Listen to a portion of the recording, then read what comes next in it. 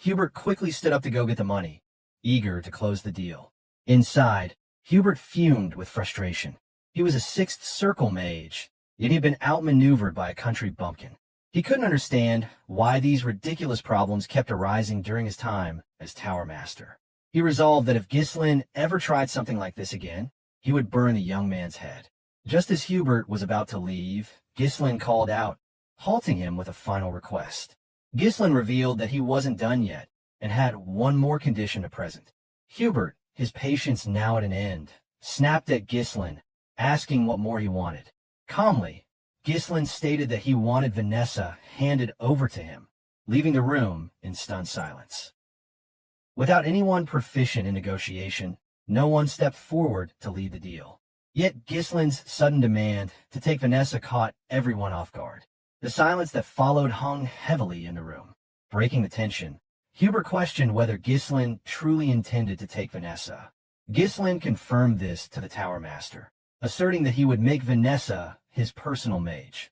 Fragments of a previous life flickered through Ghislain's mind. One where a sword used as a pan to grill meat for dinner. It had been during his time as the head of a mercenary group, taking a rare moment of rest between campaigns. By his side sat a subordinate, a sword brother, and to be precise was Ghislain's favorite slave named Claude, whose right hand had been replaced with a hook. As the meat sizzled, Ghislain noticed it was beginning to burn and made a sharp remark about it. In a tone laced with frustration, Claude challenged the complaint, pointing out the absurdity of making a one-armed man cook. Ghislain silently raised a clenched fist in response, prompting Claude to withdraw his words, pretending it had been a joke all along. Shifting the conversation, Claude brought up something that might interest his leader, a name spoken with intrigue, the Red Nightmare, Vanessa. Ghislain admitted ignorance, prompting Claude to elaborate. According to intel he recently gathered, the rumors spoke of a mage who had incinerated the northern region of Lithuania. She had reached the Seventh Circle, a woman known as Vanessa, feared and infamous as the Red Nightmare. Ghislain responded with mild curiosity, noting the title sounded extravagant, and asked for more details. Claude explained further. Allegedly, this mage had gone completely mad. Despite being a mage, she had taken the unusual route of learning mana cultivation. That oddity captured Ghislain's attention. He inquired why a mage would skip the mana circle method to pursue such a path. Claude offered a simple explanation: madness. He went on to describe Vanessa's rampage. Fires, deaths, and economic ruin followed wherever she went. The nobility had been driven to desperation. In fact, the most recent extermination request had her as the target. Ghislain paused to consider. A mage who had reached the Seventh Circle through mana cultivation, rather than traditional methods, intrigued him, as firelight danced in the camp and the crackle of burning would fill the silence. Ghislain smiled in amusement, evidently fascinated by the chaotic figure. It was then that he made a decision. Turning to Claude, he suggested they bring her in. Claude's reaction was one of pure disbelief. Reflecting on that moment, Ghislain knew that the plan had never come to fruition. Vanessa had already lost control of her magic, and by the time he found her, she was on the brink of death. Yet even then, her potential had not been extinguished. She still possessed the aptitude of a Seventh Circle mage. With guidance now, she could thrive under Perdium. Fueled by knowledge from a previous life, Ghislain had resolved to take her under his protection. At that moment, the trio began a comment. Ghislain asked if he was referring to the girl from earlier. Kaer chimed in, noting she hadn't appeared particularly powerful.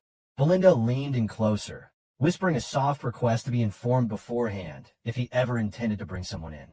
Meanwhile, across the room, murmurs spread among the mages.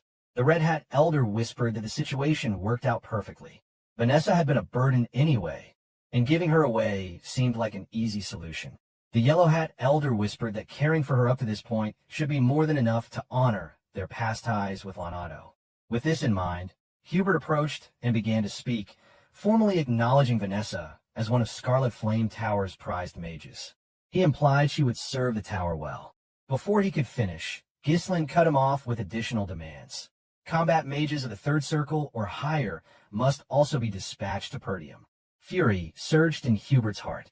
He wondered whether Ghislain was planning some massive construction project on the estate. Ghislain clarified that mages were needed for territorial battles. The announcement sparked alarm among the elders. Combat mages typically earned hazard pay, and now the tower was being asked to supply them without compensation. Ghislain firmly reiterated his terms: triple the market price, deployment of third circle or higher mages to Perdium for a year, and Vanessa assigned as his personal mage. These three conditions were non-negotiable in exchange for the runestones. The trio tensed visibly. The demand for triple the market price alone was shocking, yet Ghislain had added more. On the other side, the elders glared at him with growing hostility. Hubert's mind raced. Purchasing the runestones at a high price might be justified given their urgent situation, but this felt like an overstep.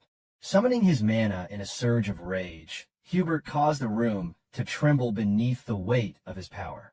The elders joined in, unleashing their own magical presence to bear down on the young man. Yet Ghislain remained seated, unfazed, unaffected by the sheer force pressing in from all sides. Hubert locked eyes with him, voice brimming with indignation. The accusation rang clear. Ghislain Perdium must have believed him a fool. He invoked a long-standing law, declaring that mages affiliated with a magic tower were forbidden from participating in territorial warfare. To propose sending core mages of the third circle or higher into battle, while displaying ignorance of the kingdom's basic laws, was nothing short of an insult to the Scarlet Flame Tower. In Hubert's eyes, it warranted death, and he threatened to reduce Ghislain to ash. The reasoning, on paper, seemed sound. Ghislain had indeed made the first aggressive suggestion. The air grew tense as Belinda, Gillian, and Kayer prepared for confrontation. Their opponents were 5th and 6th circle mages, formidable foes. Even united, the odds remained unfavorable for them.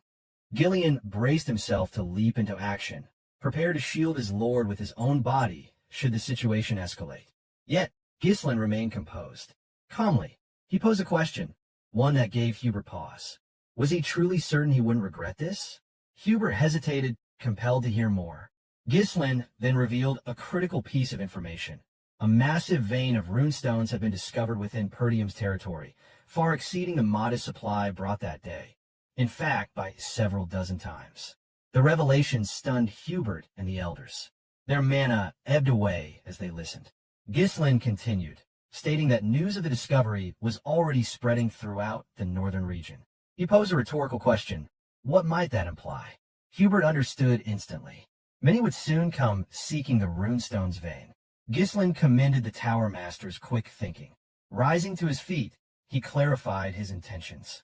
Perdium had no desire to wage war. The territory simply needed the tower's support while building strength.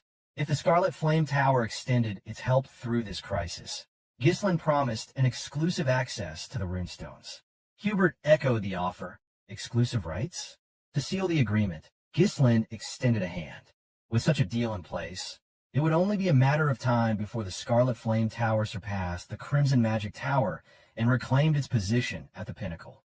The proposal was tempting, enough to make pride take a back seat. Greed began to stir in Hubert's heart, overtaking the anger that had consumed him moments earlier.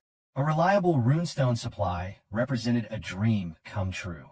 Ghislain had struck a vulnerable nerve which offering both ambition and security. The storm of fury faded. With renewed optimism, Hubert grasped Ghislain's hand firmly, a smile curving his face. The shift in demeanor left Ghislain slightly unsettled. Following the meeting, Hubert pulled aside Alfoy. The decision was made that Alfoy would accompany the young lord to Perdium. Alfoy protested. He questioned the decision, pointing out the many other mages available. Hubert dismissed the objection. The greatest talent in Scarlet Flame Tower's history was being sent not out of obligation, but because the future depended on it. As chief officer, Alfoy would represent the tower's interests. The compliment left Alfoy glowing. Hearing those words from his master stirred pride. As the mercenaries began unloading the runestones, Hubert elaborated further. This mission would serve as preparation for his eventual ascension as Tower Master. He was to monitor the estate closely and prevent any attempts to divert the runestones. If a territorial conflict did erupt, he was to retreat without engaging. All that was required was endurance for 1 year. Within that time, The Scarlet Flame Tower would surpass Crimson and reclaim its place at the top. Alfoy accepted the mission eagerly, responding with unwavering resolve. However, the moment he arrived at Perdium, the excitement faded. His expression soured as he took in the estate's condition. Standing before the new arrivals, Ghislain welcomed the mages alongside his subordinates and mercenary forces. Among the mages, opinions were mixed. One observed that the castle was constructed in a classical style. Another added that while not flamboyant, it was practical. A third noted the use of proportional harmony in the architectural layout. But Alfoy seethed internally. In his eyes, it was nothing more than a wretched backwater. Only his master's command had brought him here. To think, the heir to the tower, reduced to working in such filth. When it came time to announce his position, Alfoy did so with formality.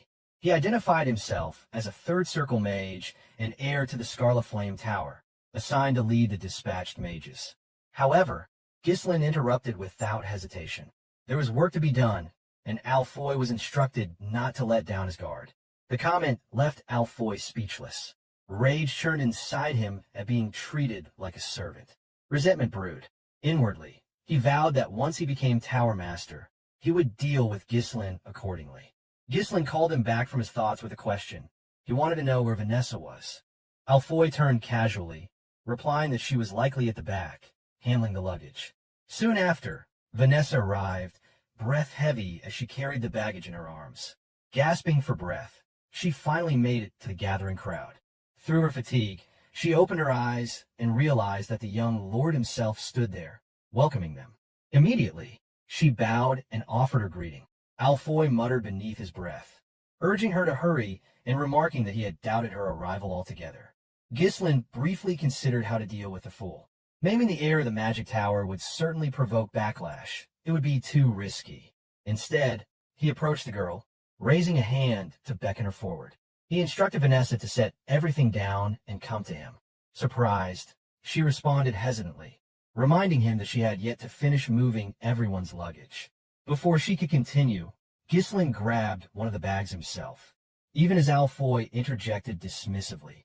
According to him, she had always done menial tasks at the tower, and, being incapable of using magic, might as well continue with chores. Before Alfoy could utter another word, Ghislain hurled the bag squarely at his face. Injuring the heir would have gone too far, but humiliation was just the right dose of punishment. Alfoy cried out in frustration, shouting in disbelief. Ghislain remained calm, asserting that Vanessa no longer belonged to the tower. From that moment on, she was under his protection, and mistreatment would not be tolerated. He then issued a warning that this incident would be overlooked, but if it ever happened again, the consequences would be severe. Watching the scene unfold, Vanessa slowly regained her breath. A faint blush bloomed across her cheeks as she witnessed someone stand up for her for the first time after a long while. But Alfoy refused to back down. His face twisted in rage as he shouted about the absurdity of being treated in such a way. He was the heir to the Scarlet Flame Tower, a third circle mage, and this backwater noble had dared to demean him. Rallying the others, he barked out a command. Even if their host bore a noble title, the insult had gone too far. The estate could be reduced to flames in an instant if they chose to act. He urged them to rise and defend their pride as mages. With a sigh, Ghislain snapped his fingers. At once, the mercenary army, hardened by the brutal conflict within the Forest of Beasts, moved to surround the mages with mechanical precision, responding immediately to their commander's gesture. Alfoy panicked. He shouted in disbelief, outraged that these savages would dare raise weapons against mages. This wasn't how mages were meant to be treated. Ghislain silenced him with a single command, cutting off the tirade. As the mages turned their attention to the young lord, he laid out the reality. No matter how they were treated, the terms of the contract were clear. He now held the legal right to command the mages for 1 year, granted directly by the master of the tower. In exchange, exclusive access to the runestones had been secured. If any of this fell apart due to their defiance, it would be the tower master, not them, who suffered the loss. Alfoy stood speechless, fully aware that losing access to the runestones would devastate the Scarlet Flame Tower. Ghislain pressed the point. Their only role in Perdium was to serve as backup mana sources. If they wanted better treatment, they should commit to that role without complaint. Alfoy's face burned with anger. The thought of being reduced to little more than a battery for others was beyond humiliating. Still, he could neither argue nor act. Turning away, Ghislain issued a command to Kair and Gillian that they were to ensure the mages learned their place. Lit up with unsettling glee, Kair commented that life at the tower must have been comfortable for the scholars. Gillian agreed, promising that the newcomers would adapt quickly to life in Perdium. Alfoy trembled with rage. He could barely contain his fury, but he remained powerless before the two.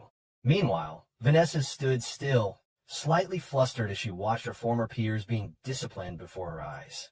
She jumped slightly as Ghislain approached and addressed her. Ghislain asked that from that moment forward, she was to obey only him. He reiterated that she had become his personal mage. Her eyes widened in shock, and a soft blush colored her cheeks. Since the passing of her previous master, no one had ever treated her with such dignity. Yet doubt crept in. She looked away and expressed her concern. As Alfoy had pointed out, she couldn't even use magic. Being entrusted as a personal mage seemed far too much. Ghislain extended his hand in invitation. Being well aware of the potential hidden within her, Ghislain declared that he would make her capable of wielding magic, an offer to help her achieve her potential. Vanessa had originally resisted the idea of leaving the tower, remaining within its walls, even if it meant enduring the degrading treatment of a servant, would have allowed her to continue her magical studies. Following Perdium's young lord meant severing that connection. Yet, circumstances had left her no choice. Forced to accompany Ghislain, she had accepted his offer to assist with her magic, though her thoughts remained clouded by doubt. Curiosity stirred within her. Could a swordsman like him truly understand anything about the magic? Ghislain's sudden call pulled her from her musings. She responded without delay. He inquired, probing gently, about the extent of her magical education. With quiet hesitation, she confessed that she had reached the 5th circle, though her understanding remained limited to theoretical formulas. A kind smile crossed Ghislain's face as he silently formed his plan, which is to teach her the proper method of mana cultivation and oversee her progress personally. He commended her accomplishment, acknowledging that reaching the 5th circle was no trivial matter. Having spent her life as a mage constantly belittled and dismissed, Vanessa accepted the compliment half-heartedly, unable to read the young master's true intent. She lowered her gaze and admitted that, despite all her efforts, she still could not perform magic, rendering her studies seemingly meaningless. Although Ghislain already understood the cause of her inability, he asked anyway if there was a reason she couldn't use magic. Vanessa's reply came softly, her voice fraught with uncertainty. She revealed that she had never once sensed mana since childhood. Despite this, she had clung to hope, working relentlessly in pursuit of magic. But with each step forward in knowledge, her faith in her potential diminished. Her teacher, Juanato, who had once guided her, had since passed on. She wondered aloud if that was the reason she had ultimately been cast aside. Certain of her hidden potential, Ghislain resolved to begin by teaching her mana cultivation. If she could learn to apply what she already knew, her power could rival even the elders of the tower. In this state, with her knowledge of 5th circle magic intact, proper cultivation would elevate her to that level. She was exactly as he remembered from his past life, a brilliant mage, just as he had anticipated. In this era, memorization alone could not lead to mastery. The art of magic required comprehension of activation principles and a deep enough insight to shape spells through will and personal interpretation. Vanessa possessed the intellectual foundation, but her physical aptitude had yet to align. True control demanded enduring hardship, trial, and persistent experimentation. Ghislain believed her efforts had not been in vain. She had simply traveled a different, longer road. The voice of Claude echoed in memory, referencing a powerful mage from his former life, the woman who had raised northern Lithuania. She had reached the 7th circle, but her instability stemmed from blending magic and cultivation without proper technique. Despite her brilliance, her recklessness had made her infamous. That mistake, Ghislain intended to avoid. With full conviction, Ghislain announced that he would now teach Vanessa mana cultivation. Tension immediately overtook her. The idea of a mage learning such a technique made her uneasy. Her former master had introduced her to it once, but the attempt had failed. Her doubts surfaced immediately as she questioned why a mage should pursue such a path. Ghislain clarified that both magic circles and cultivation were grounded in the same force, which is mana. He then asked if she had ever practiced it properly. Her expression shifted to one of disbelief. Though she had studied the technique before, it had been under rigid instruction. The thought of being taught by a nobleman with no formal magical title seemed ludicrous. She shook her head firmly, rejecting the notion outright. To her, it was madness. Using mana cultivation to access magic seemed far too risky. The consequences of failure, internal damage, or permanent disability, were too severe to ignore. In that moment, Ghislain offered a reassuring smile. Extending his hand to her, he called her name and invited her to begin. Ghislain understood that the madness in Vanessa's past life had likely been the result of flawed technique colliding with long-standing resentment. He had seen similar signs before. Even knights occasionally succumbed to inner demons during intense training. But in this life, he believed things would unfold differently. Vanessa observed the sincerity in Ghislain's expression, silently beckoning her toward a path where she might finally become a true mage. She could not fully comprehend what he was offering. In a magic tower, she had been dismissed as a failure and a burden. Her gaze fell to the ground, attempting to mask the tremble in her eyes. She weighed the decision. Refusal might not even be an option. Ghislain could easily compel her, for what lay ahead otherwise was a descent into madness and eventual death. In the end, she gathered her courage and resolved to accept, if only for a chance to wield magic like a real mage. Anxious and uncertain, she positioned herself in front of Ghislain, seated with her back to him. With no hesitation, she loosened her collar and revealed her back, allowing him to begin the mana transfer. In his previous life, Ghislain had seen that same expression in her eyes, an endless hunger for magic mixed with regret, rage, and despair. She had sought power in desperation, turned to an unknown mana cultivation technique, and ultimately became a creature of destruction, ruled by instinct and pain. But now he stood before her in a different lifetime, meeting her before that spiral could begin. He made a silent vow to reach out before she fell into the abyss again. With that, he summoned his mana and placed a steady hand against her back. The process would be agonizing for her. If miscalculated, it could result in death. Nonetheless, he proceeded without hesitation. Mana surged from his hand and into her body, accompanied by a low hum. As the energy coursed through her, pain ripped through her nerves. A moan escaped her lips as the searing heat traveled through her mana pathways, eventually gathering just below her navel where Ghislain was guiding it. He sharply instructed her to remain silent, warning that the pathways were becoming tangled. He explained that the mana within her now belonged to him. She was told to focus on that foreign presence and not to lose track of it. She needed to feel it and follow its flow as best she could. Understanding the gravity of this moment, Vanessa closed her eyes and gave herself over to concentration. Every ounce of her attention was funneled into aligning herself with the mana inside her. Traditionally, she would be guided through the sensation first and only later create a mana core of her own. But that route carried no guarantee of success. Ghislain chose instead to prioritize sensation, helping her feel the full extent of mana flowing through her being. Her task now was to circulate the mana through her body's internal channels and condense it into a mana core.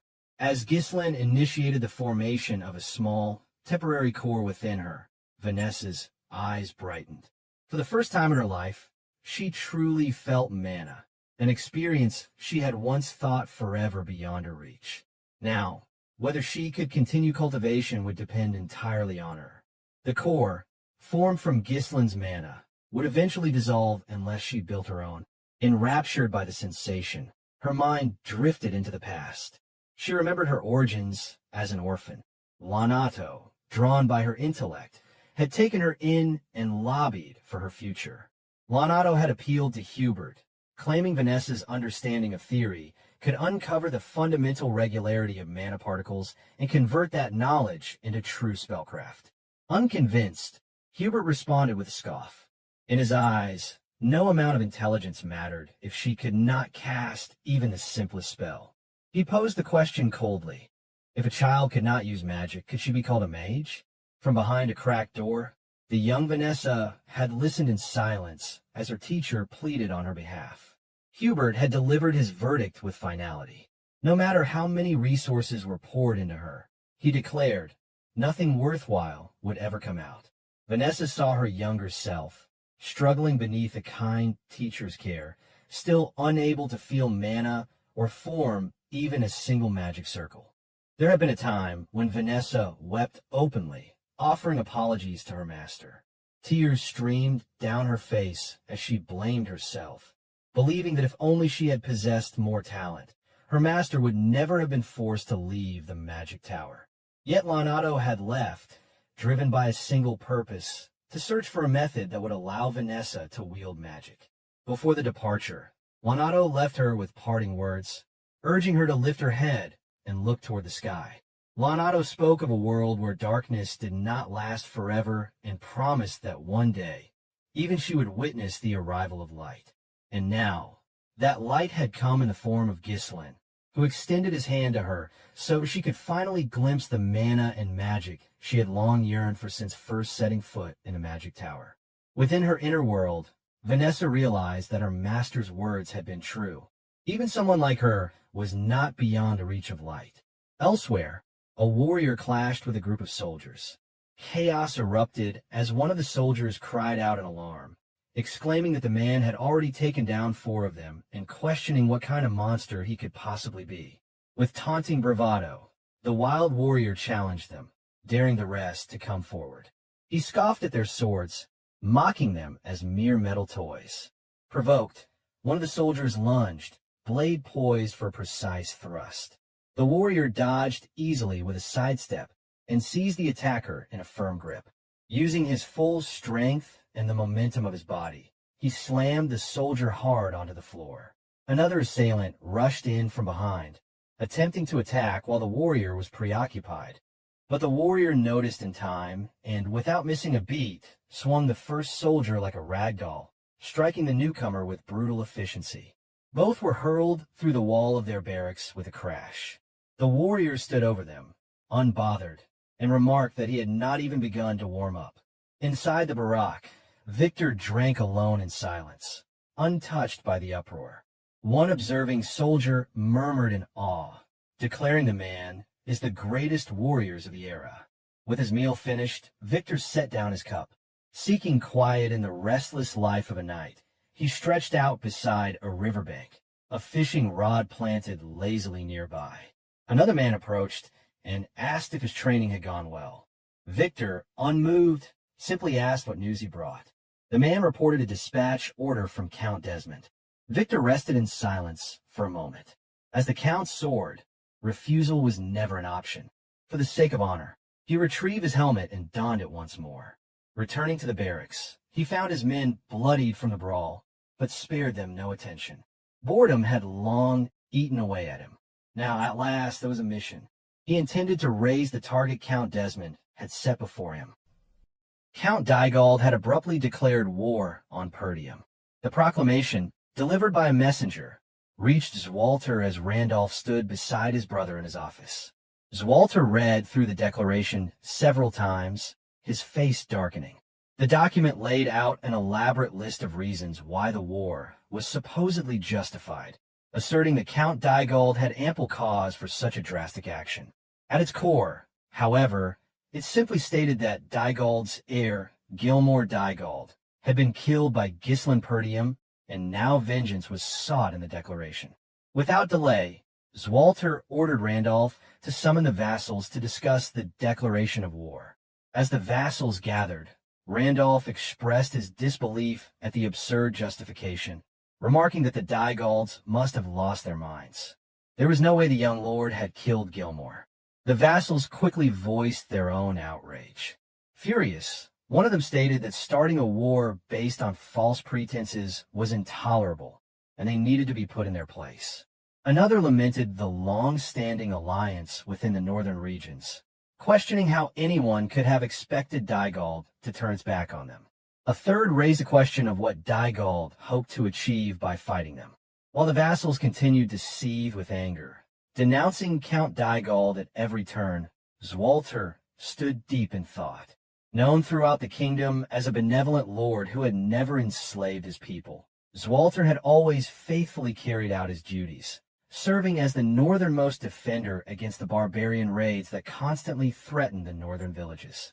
Suddenly, Zwalter's attention snapped back to the room when Ghislain spoke to his father, mentioning the runestones. Ghislain reminded them that 2 of their retainers had been sent to Diegald as envoys while Ghislain had been at the magic tower. He suspected that these envoys might have leaked critical information about their territory. Once more, chaos erupted as one vassal questioned Ghislain's accusations, demanding to know what evidence he had to make such a dangerous claim. However, Ghislain remained unfazed, while Zwalter fell silent, reflecting deeply on his son's words. The runestones, he realized, might have been the catalyst. Sometimes, actions intended to benefit a territory ended up becoming its undoing. Zwalter looked at his son, now seeing the calm demeanor of someone who seemed to have known the war was coming. Despite his youth, Ghislain, who had once been known as the Mercenary King in his past life, remained composed. On the other hand, Randolph grew more impatient, stating that there was no need to overthink the situation. Their forces outnumbered Diegald's, and they had far more battle experience. They should make them pay for picking a fight. At that moment, a knight burst into the room. It was Scoven, bearing bad news from the gate. Breathing heavily, Scoven reported that Diegald's forces had arrived. Before the vassals could even process the news, the devastating blow to their morale was already clear. A high-level knight, on the cusp of becoming a superhuman-level master, was leading the charge. Dressed in shining silver armor, Victor, the Count Desmond's sword, had been trained from a young age and now carried the flag of Diegald to raise Perdium to the ground. Though Diegald was not a prosperous territory, much like all the estates in the harsh northern region, the exception was Desmond and Raymond's territories. Count Desmond, while feigning neutrality, had already aligned himself with the duchy's factions, and Amelia was stirring rebellion in Raymond with the support of the duchy. Now, the duchy's power was bearing down on the impoverished territory of Perdium under the pretext of a senseless justification. As all of this unfolded, Randolph seethed in fury, asking aloud how it was possible that they had declared war and arrived so quickly. Albert added, wondering when they had even prepared all of this. Meanwhile, as a seasoned commander, Zwalter remained deep in thought. Moments later, Soldier reported that a confirmed force of about 6,000 armed soldiers, with a follow-up supply division of approximately 1,000. Numerous siege weapons had also been spotted, and deployment had already begun on Diegald's forces. The revelation left Homern in a panic. He turned to Randolph, his voice filled with alarm, as he questioned what was happening. The power gap seemed insurmountable. Equally stunned, Albert voiced his confusion. He pointed out that Diegald was just as poor as Perdium. So how could they have raised such a massive army? Still grappling with the situation, Randolph responded with frustration, reiterating that this was exactly why he had warned them before not to reduce their forces. Fed up with the constant bickering, Zwalter screamed at the vassals to get a grip. He told them that arguing would only delay their response, and ordered that all soldiers be gathered at the walls. He commanded that every citizen be brought into the castle, and every gate should be shut tight. The soldiers were to hold their positions. With his gaze hardened by years of harsh northern battles, Zwalter stated firmly that the war had begun. At the forefront of the Diegald army, Tomos Diegald hummed to himself as he gazed at the towering Perdium fortress. Confident that Count Desmond's support would ensure victory, He was certain the fortress would soon fall into his hands. Tamos grinned as he thought of Gilmore, his son. While Gilmore had been a lazy and useless heir, his death had given Tamos a valid reason to strike Perdium. Gilmore's death didn't trouble him much, because he could always have another son. But the chance to seize Perdium with overwhelming support was something that could only come once. Turning to Victor, Tamos asked that he accompany him, as he had something to discuss with Count Perdium. When they arrived before the wall, Zwalter shouted out in defiance, demanding to know what kind of atrocity Tamos was committing. Tamos laughed to himself, responding that what he was doing wasn't an atrocity. His beloved son, Gilmore Dygald, had been killed on this land, and he was now here for revenge. With a menacing grin, he added that Zwalter's son, Ghislain Perdium, had killed his son. What parent wouldn't be enraged by the death of their child? Tamos then offered Zwalter a chance to end the conflict without further bloodshed, suggesting that if he surrendered now, it could all stop. Ghislain, who knew that Count Desmond was backing Dygald in this war, stood silently, observing the unfolding events. Filled with rage, Randolph shouted at Tamos, denouncing his lies. Equally disgusted, Homer agreed with Randolph, stating that any further conversation would be meaningless. However, Ghislain was lost in thought. While saving Elena had bought him time, he knew that with Gilmore's death, this war was inevitable. The fact that Dygald had brought siege weapons confirmed his worst fears that they were intent on crushing Perdium completely. At that moment, Zwalter stepped forward, declaring that Ghislain had not killed Gilmore. With a gaze hardened by years of defending the northern fortress against barbarian raids, Zwalter stated firmly that this was his only answer. He warned Tamos that if he valued his life, he should leave now.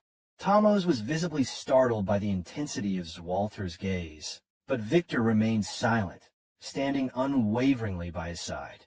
Victor observed Zwalter, thinking to himself that the Northern Wolf had truly earned his reputation. Zwalter Perdium embodied the spirit of a great general who had defended the North for so long. Sweating heavily, Tamos acknowledged Zwalter's reputation, stating that as expected of the Northern Wolf, Zwalter's choice was a foolish one. He warned Zwalter not to regret his decision and turned back to his forces with a final threat. Meanwhile, Zwalter knew that this would be a difficult battle. Perdium was a poor territory with barren land and few provisions, ill-prepared to withstand a prolonged siege. Feeling the weight of the situation, Randolph pleaded with Zwalter, asking him to entrust all the troops to him. He was confident that, as a high-level knight, he could easily defeat the poorly trained rabble Dygald had assembled. Albert interjected, warning Randolph that no matter how strong he was, the sheer gap in numbers was simply too great to overcome. Homer shared the same sentiment, stating that with only one loss, Perdium would be finished. However, Randolph could not remain silent and retorted that they couldn't just stand there and do nothing. Zwalter stood silently, his mind racing. The vassals began suggesting that they request aid from other territories and hold out until reinforcements arrived. As a last resort, they could abandon the castle and retreat to the northern fortress. Amidst the chaotic arguments between the vassals, Zwalter struggled to think clearly. A sudden declaration of war, with the enemy already fully prepared, was overwhelming. The sheer number of Dygald's forces was unimaginable. There was no way they should have been able to muster such a large army. Zwalter couldn't help but wonder who had supported them. As a lord, he knew he couldn't flee the castle, but as a father, he was certain that Ghislain had not killed Gilmore, and thus he could not surrender. Just then, his thoughts were interrupted when Ghislain suggested they prepare for a siege. Zwalter turned to face his son. He hadn't noticed it before, but Ghislain's composure stood in stark contrast to the panic around them. Ghislain continued, explaining that Dygald's forces numbered nearly 7,000, while Perdium could barely gather just over 2,000. The gap was more than 3 to 1. Dygald's forces were fully prepared, and their morale was high. Within 15 days, once their siege weapons were ready, they would launch their full assault. The calmness in Ghislain's voice prompted Zwalter to listen more closely. Ghislain added that, for now, Requesting help and holding the castle was their best option. Still feeling the weight of the situation, Zwalter agreed. Normally, this would be the course of action he would take, but something about the situation didn't sit right with him. Just then, a slight arc formed on Ghislain's lips. He moved closer to his father and whispered something into his ear. When Ghislain finished, Zwalter was visibly surprised. The content of those words remained between them, excluded from the vassals of Perdium. The countdown to the inevitable clash between Dygald's forces, supported by Desmond's territory, and Perdium had begun. In 15 days, Ghislain had decided to put everything he had into turning the tables. Knowing Perdium could not stand on its own, he planned to play the game differently. Donning his dark-tinted armor, Ghislain gathered his future aides, Ghislain, Kaer, and Belinda. Ghislain, who would later be known as the White Lion of Fenris, was a former mercenary who, though not yet a knight, was on par with a middle-level knight. He was the first person to swear loyalty to Ghislain. Kaer, the Redhead, would become known throughout the Shadow Mountain as the King of Leather. He was an unruly mercenary who had fallen into obedience after Ghislain's rigorous training. Then there was Belinda, a mysterious figure whom Ghislain's mother had brought into Perdium. She hailed from a shadowy assassin organization and had been entrusted with the care of Ghislain and Elena after their mother's death. With them gathered, the war had truly begun. In his past life as the Mercenary King, Ghislain had been one of the 7 strongest on the continent. Though his individual strength wasn't ranked among the highest, his tactical brilliance in battle had earned him a place among the top 3. If time had allowed, Ghislain would have sought out one of the legendary figures he knew from his past life, Claude, Ghislain's #1 slave. Claude had flipped kingdoms upside down alongside the Mercenary King. But time was not on his side, and there was no opportunity to fetch him. With the resources he had at hand, and with the knowledge of a man who had rewound time, Ghislain began to elaborate his plan. He explained to his aides what needed to be done. Before Dygald's forces advanced, they would strike at their supply unit. If they cut off the supplies, continuing the war would become incredibly difficult for Dygald. Cautiously, Belinda posed a question, wondering how they could achieve such a feat, because the area in front of the castle was already occupied by Dygald's troops, and there were too many eyes watching. Any attempt to act would be noticed immediately. Ghislain turned to Kaer and Ghislain, asking if their preparations were complete. Kaer reported that, as ordered, they had stationed troops in advance at the forest of Beast Outpost. If needed, the troops could hide in the forest, ensuring they wouldn't be discovered. Next, Ghislain reported that the ponchos, made from Dyrus Int bark, as Ghislain had requested, had been distributed to the soldiers. The dark material was perfect for night operations, making it easier for the soldiers to blend into the shadows. Pointing at the map, Ghislain explained that a large force would naturally be easily spotted, but a small, elite unit wearing camouflage wouldn't be as easy to detect, making an ambush a viable strategy. However, Belinda couldn't shake her concern for her young lord. Despite his calm demeanor, she couldn't help but worry about the risks he was taking. Ghislain turned to her, explaining that the one problem they still faced was not knowing where Dygald's supply unit was located. He ordered Belinda to find the location of Dygald's supply unit. Startled by the gravity of the mission, Belinda paused, thinking carefully. She knew she had to protect the young lord, but she also wondered how Ghislain could be so daring in devising such a risky plan. After a moment of hesitation, Belinda replied with a firm understanding that she would carry out the task. On the other hand, Ghislain thought to himself that this was a dangerous mission, sneaking into enemy lines, risking death, but he trusted Belinda. He knew she would handle it with ease. Now, there was only one thing left for him to do: play his ultimate trump card to end the war. In his past life, Ghislain had known Vanessa as the Red Nightmare, a figure who had gained legendary status after raising the Lithania kingdom following her breakthrough to 7th Circle Mage status. Her talent and unconventional mana cultivation technique had turned her into a force to be reckoned with. In this war, Vanessa had become an indispensable force for Perdium.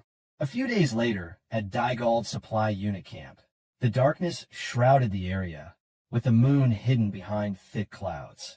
Unaware of the impending devastation, Baron Fabreau, a vassal of Dygald and the commander of the supply unit, cheerfully proclaimed that the war had finally begun. He eagerly anticipated the day he would be granted his own land.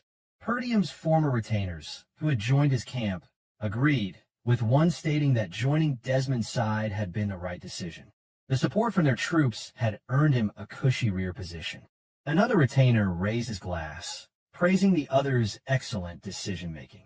Drinking heartily, Fabreau continued to revel in the moment. He waved his glass, shouting that Perdium would soon be nothing but a distant memory, and part of the land would soon be his. In the darkness surrounding the camp, Ghislain's force lay in wait. Leading the charge, Ghislain had gathered his entire mercenary army. His plan was simple: wipe out the Dygald supply unit and cut off their resources, crippling the Dygald main force stationed in front of Perdium Castle. Despite the gravity of the war to come, Ghislain's future aides jested among themselves. Belinda sighed, commenting that the weather was particularly gloomy. Noticing the same, Kair remarked that it was hard to see anything in the pitch-black darkness. Reaching for his helmet visor, Ghislain smirked, noting that it was perfect weather for a surprise attack. Everything was ready, so Ghislain pulled his visor down and reached for his sword. With determination in his eyes, he commanded his forces to take no prisoners and to kill them all. Leading the charge with unrestrained fury, Ghislain's eyes showed no mercy. The hatred he carried for Desmond County and the duchy drove him to bulldoze anything and anyone who dared to threaten what was his. Disguised as Dygald recruits and mercenaries, the sheer size of the force made it unmistakable that it was Outside Lord, helping in the war dispute between Perdium and Dygald. Shrouded in the darkness of the night sky, no one in the camp realized an ambush was closing in until the opposing force was at their doorstep and Ghislain's force emerged from the shadows. With a savage grin, Kair tore through the battlefield. With each swing of his sword, he struck down a soldier stationed at the supply unit of Dygald's force. To the left, Ghislain wielded a long-handled battle axe. Every swing felled a few soldiers in his path, cleaving through their ranks without hesitation. His axe, cutting through the chaos of battle, sent soldiers flying in all directions. Mana surged through Ghislain's body, propelling him to sever the necks of every soldier in his path. His blade, empowered by the mana, cut through the soldiers effortlessly.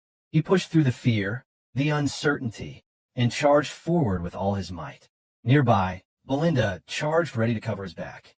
Though worried about her young lord's first battle against human opponents, she did not voice her concerns, staying vigilant as she prepared to protect him from any potential threats. The Dygald soldiers were in disarray. Unprepared for an ambush, they had underestimated the tactical capabilities of Perdium's forces. They thought that dividing their troops would be impossible, never considering such a well-coordinated attack. However, Ghislain and Ghislain made quick work of them. They were no ordinary warriors. Ghislain, drawing from the experience of his past life, led his mercenaries with the precision of a high-level knight, and Ghislain's battle-hardened skills only added to the might of the force. The soldiers on the outskirts were wiped out in an instant. Ghislain quickly reached the opposite end of the camp, spun his horse around, and issued orders to move according to plan. He instructed that not a single soldier of Dygald's would survive the night. Torches, struck by flying bodies, were scattered about, igniting nearby tents. Soon, flames began to spread across the camp. Chaos erupted as soldiers ran about in confusion. One of the high-ranking officials in Dygald's unit rushed toward his superior. The soldier breathlessly informed Baron Fabreau that they had been ambushed, urging him to take immediate action. Fabreau swiftly exited his tent, frustration boiling over as he took in the sight of his camp in chaos. He bellowed at the soldiers nearby, demanding to know where the guards had been. Panic surged in his mind, and Fabreau shouted orders for his forces to regroup. He insisted that they still outnumbered the enemy, urging them to form ranks and stop the attack. Despite his efforts to calm himself, the reality of the situation was beginning to set in. The soldier returned with grim news that over 70% of their forces had already been wiped out. The man, the myth, the legend Gordon the Muscle followed closely behind Ghislain. Hardened from battles in the Forest of Beasts, the mercenary's charge was unstoppable. His immense strength and brutal efficiency tore through the enemy soldiers with terrifying speed. Ghislain, noticing the need to conserve stamina, switched to a smaller weapon, sacrificing some of his destructive power but enabling him to move faster and continue his assault. Meanwhile, Kair remained fierce, striking soldiers with precision, cutting through their ranks with reckless abandon. Ghislain stayed resolute, his eyes gleaming with killing intent. His blade, sharpened with mana, sliced through the soldiers with practiced ease, each strike landing with deadly accuracy. Though his strength was a fraction of what he had in his previous life, Ghislain was, in this skirmish, the harbinger of death. His mercenaries followed his every move. Noticing Ghislain charging at the front lines, Fabreau recognized him as an entirely different presence. His face drenched in sweat, Fabreau finally realized that his 1,000 soldiers had no chance against such a force. In a panic, Fabreau turned abruptly, ordering a retreat. His aide looked confused, but Fabreau was certain that if the battle continued, he would lose his head, not just his land. In that instant, his aide was struck in the neck with uncanny precision. Shock flashed across Fabreau's face as he watched in silent attack. The speed and accuracy of the attack left him paralyzed with fear. Though Fabreau himself was unharmed, he collapsed to the ground, following the sound of his aide's lifeless body hitting the earth. It was Belinda who had reached them. Sitting atop her horse, she coldly addressed him, her voice carrying a chilling calmness. She remarked on the unlikely meeting, calling him the vassal of Perdium. Fear surged through Fabreau's mind.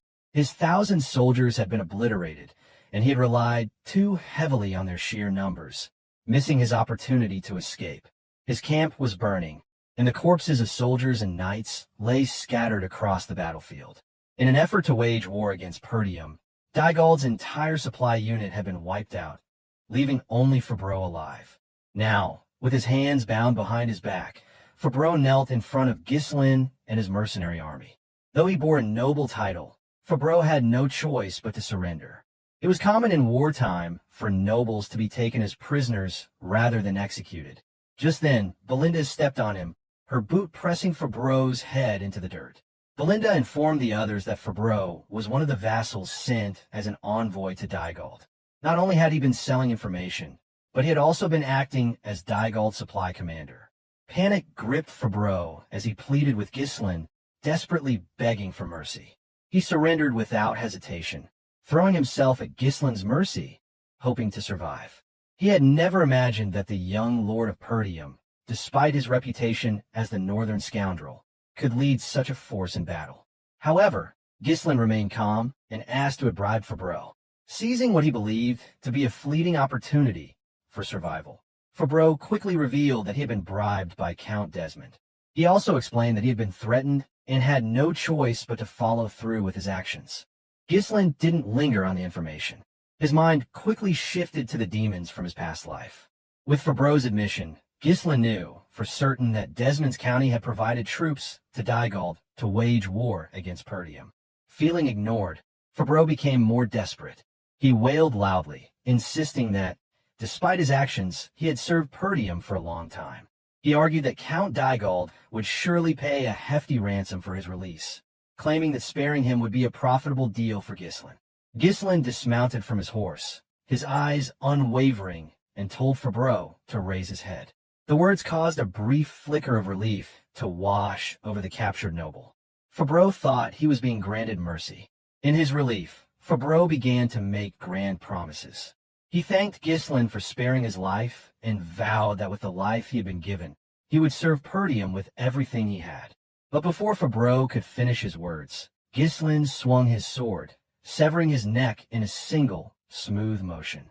The strike was immediate and without hesitation. Ghislain had no recollection of Fabreau from his past life's timeline, suggesting that Fabreau had never been significant. In that fleeting moment, Fabreau was left unable to understand why he had been executed. Ghislain sighed, finding the situation absurd. He stated that he would never show noble courtesy on the battlefield, and that he would never make a deal with someone like Fabreau, whom he considered scum. With vengeance burning in his eyes, Ghislain vowed to hunt down every person who had turned their sword toward Perdium. He promised that death would come for them all. Once the deed was done, Ghislain led his mercenary army away from the remains of Dygald's supply camp.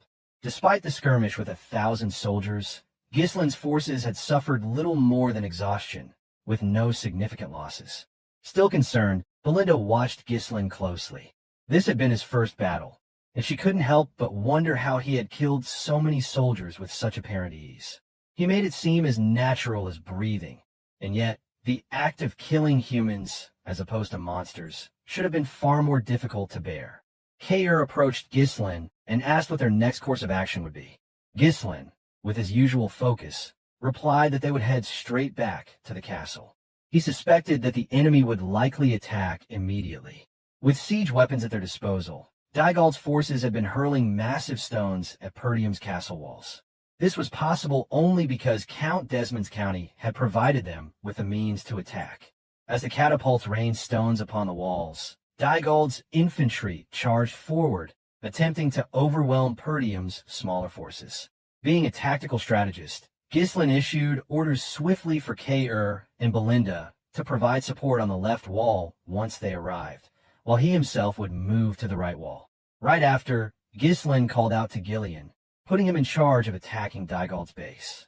He explained that the assault was a surprise attack, and that he expected Ghislain to face off against thousands of soldiers with a much smaller force.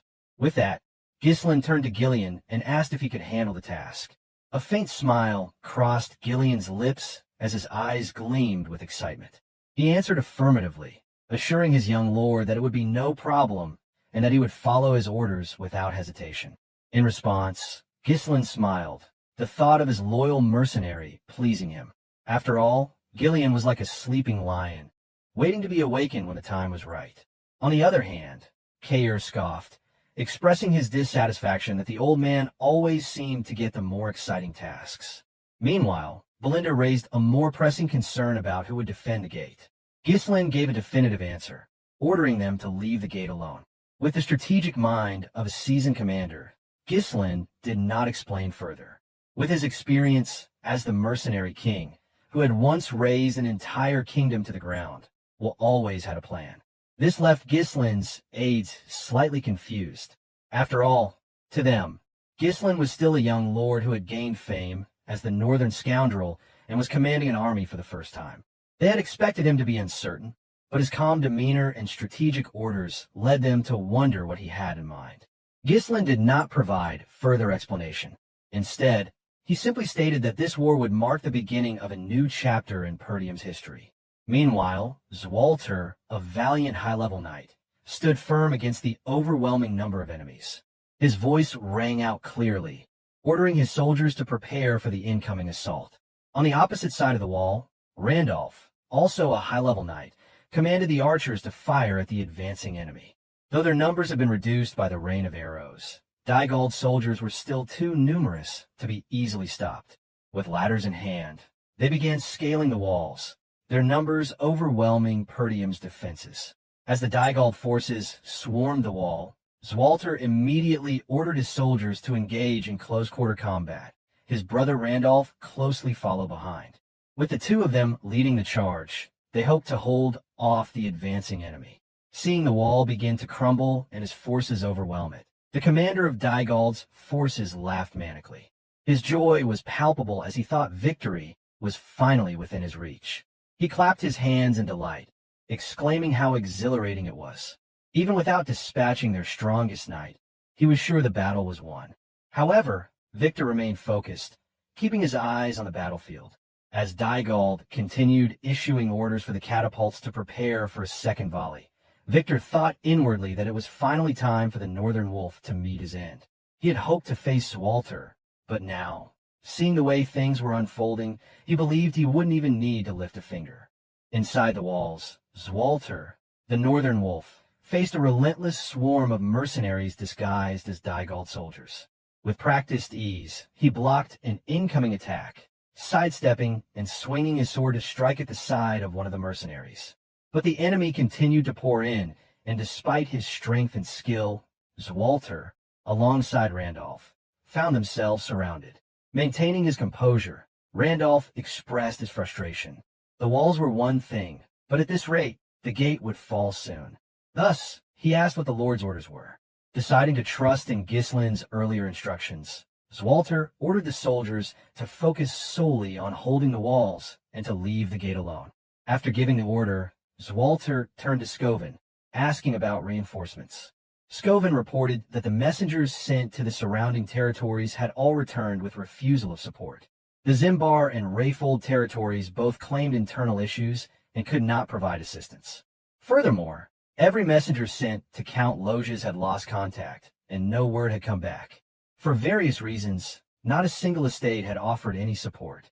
Frustrated, Randolph could only curse under his breath, wondering aloud how none of the territories had sent help. He could barely contain his anger at their unwillingness to support Perdium, calling them ungrateful bastards. Within the ranks of Dygald's forces, bad news also reached the command post, delivered by a soldier. Both Dygald and Victor were visibly surprised when a soldier reported the possibility that their supply unit had been ambushed. The soldier explained that the soldiers they had sent to request supplies still hadn't returned, which suggested something had gone wrong with the supply unit. However, Dygald refused to accept such a possibility. He could not fathom that their supply unit, consisting of 1,000 soldiers, could have been wiped out while Perdium's entire force was holed up in their castle. On the other hand, Victor considered the report carefully. He suspected the possibility might be true. Though the supply unit's location was supposed to be covert, Victor could already see smoke billowing up from the area. Inwardly, Victor thought to himself that there was still someone in Perdium bold enough to think strategically. It was common knowledge that the smaller an army's strength, the harder it was to risk such a bold strategy. His eyes gleamed with excitement as he realized how interesting the war was becoming. At this point, Dygald turned to Victor and asked what they should do. Without supplies, their siege would be cut short, especially considering that Perdium's entire army was holding up within their castle. Victor raised his hand, silencing Dygald's concerns. If they couldn't thin out Perdium's supplies, they would simply break through Perdium's walls with their sheer numbers. He was confident they did not need supplies, stating with certainty that they would take Perdium's castle by the end of the day. Dygald stammered in disbelief. If they charged relentlessly, they would undoubtedly overwhelm Perdium's forces, but the losses they would suffer would be catastrophic. At that moment, Victor considered killing Dygald right there and then. After all, Dygald was merely Desmond's pawn, while Victor, the real commander, striving to be known as the Northern finest sword. But for now, Victor chose to spare him, deciding to deal with him later when Perdium had fallen. Victor continued his assessment of the battle. The assault on the left and right walls had begun long ago, yet they hadn't broken through. He thought of how Perdium's elite forces, including the Northern Wolf, were likely holding the line. But as he surveyed the situation, he noticed that the front gate was left undefended. It seemed clear to him that the gate lacked any defenders. With that realization, he raised his sword and ordered the rest of his army to charge forward. His voice was filled with conviction as he proclaimed that, by the end of the day, they would smash through the gate. Behind him, Desmond's forces, disguised as Dygald soldiers, advanced with their siege towers. Their sheer number dwarfed anything that Perdium could muster. Victor observed the ranks of his forces charging toward Perdium's castle, the overwhelming numbers striking with brutal force. Though striving as the finest sword of the northern region, Victor still longed to achieve greater things as a commander of an army. He hoped that through these accomplishments, he could elevate his status and perhaps even earn a noble title, something to solidify his place among the greats. With this ambition in mind, he called upon one of his subordinates, Adon, before riding into battle himself. A loud thud resounded as Adon, riding his horse, drew nearer. Adon was the kind of man who took pleasure in fighting for sport, beating people for amusement to stave off boredom. But when it came to war, he was completely obedient and followed orders without hesitation. He wielded a massive, long-handled sword, a weapon so heavy that it was a clear indication of his immense physical strength. He approached Victor with military discipline, his usual chaotic demeanor vanishing entirely before his commanding officer. Victor outlined his plan to Adon. He would charge toward the castle gate himself, ordering Adon to stay at the rear and hold the formation. Though he knew that one man was enough for the task, Victor chose to err on the side of caution, knowing the Perdium army was barricaded within their castle. With Adon at the rear, Victor led the charge, his cavalry and siege weapons following closely behind, though the sheer number of the siege weapons might have seemed excessive for this siege war. Meanwhile, Dygald's infantry scaled the castle walls with ladders. Despite their overwhelming numbers, they faced great difficulty in overtaking the defenders and opening the gate. Yet their morale remained unshaken, and they pressed on, climbing despite the certain death that awaited them at the top. Zwalter and Randolph held the line at the wall, standing firm against the onslaught. As knights nearing the upper levels of their order, they were a force to be reckoned with. With each swing of their swords, an enemy soldier fell. Though they could hold the line against the swarm of enemies with their strength, it was evident that Dygald's forces would eventually overwhelm the castle. In a moment of rising tension, Scovin, an experienced knight of Perdium, suddenly called out to his lord, panic evident in his voice. Zwalter quickly turned his head to see what had unsettled the knight. The sight that greeted him nearly made his blood run cold. The enemy had brought forward siege towers, enough to completely take over the walls. The towering structures, coupled with ladders, suggested that they had been carefully prepared long before Count Dygald's son had met his death. Zwalter cursed under his breath, his thoughts racing.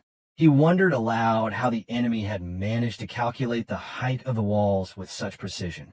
Struggling to maintain control, Randolph pointed out that they were already overwhelmed by the sheer number of infantry climbing the walls. With the arrival of the siege towers, he had little confidence that the castle would hold on. Zwalter turned back to his soldiers, his expression grim, and asked if the catapults were ready. A soldier quickly reported that one catapult had just been set up.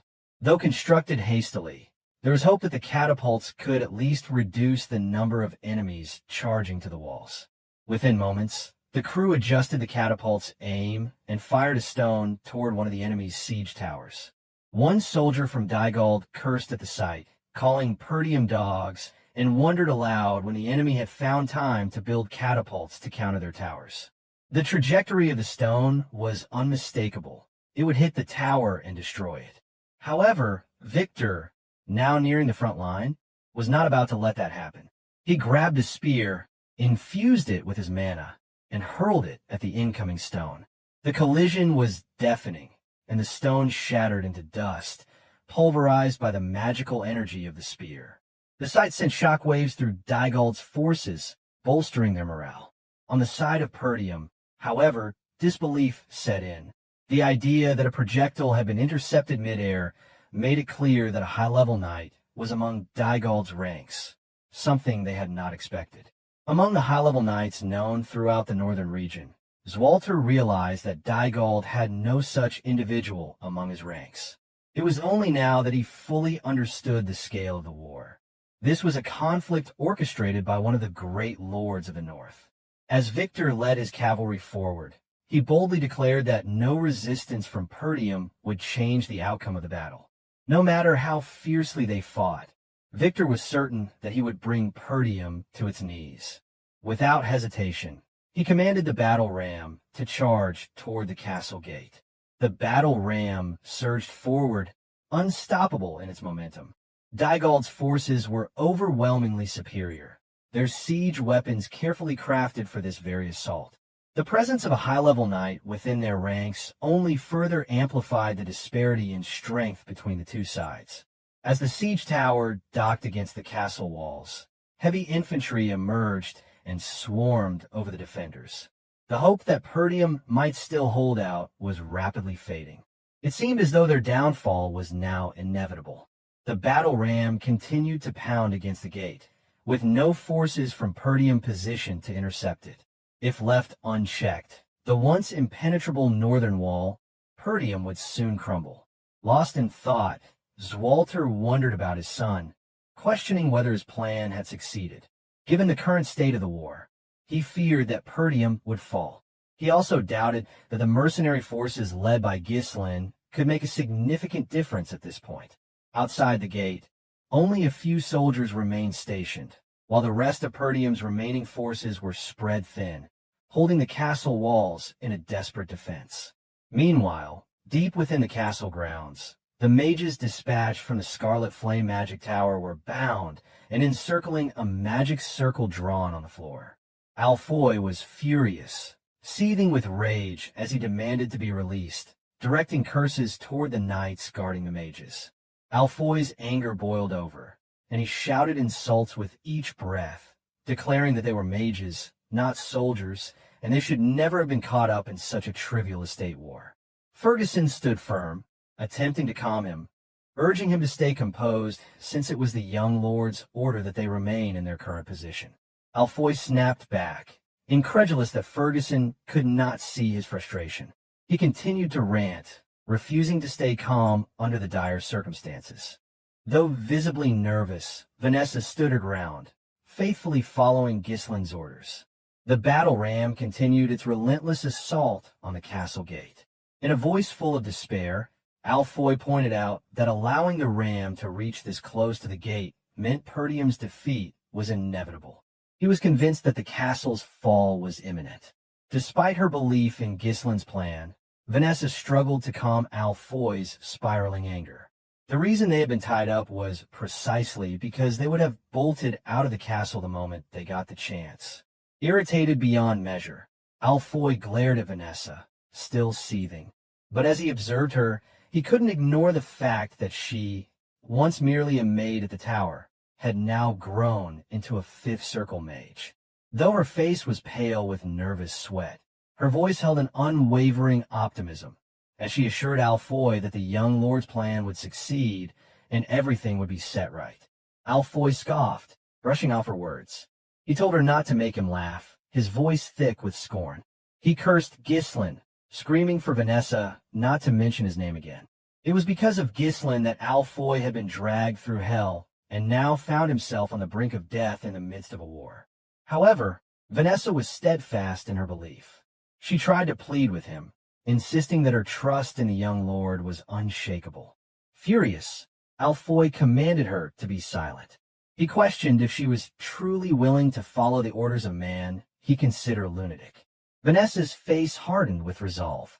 In the most serious tone, she retorted that Ghislain, the young lord of Perdium, was no lunatic. To her, Ghislain was brilliant in mana control. He had been the one to help her achieve her dream of becoming a mage. A few days earlier, after a harrowing experience where her mana path had been unlocked with Ghislain's help, Vanessa had been on the brink of death. She had pushed through the excruciating pain, overcoming the obstacle, and had finally succeeded in becoming a full-fledged mage. Despite being a fifth circle mage, Vanessa's attempt at conjuring magic, using the mana cultivation methods Ghislain had taught her, produced only a flicker of mana. It was hardly the display of power she had hoped for, and she felt a deep sense of embarrassment before Ghislain. Although she had finally learned how to use magic, she apologized, explaining that this was all she could manage.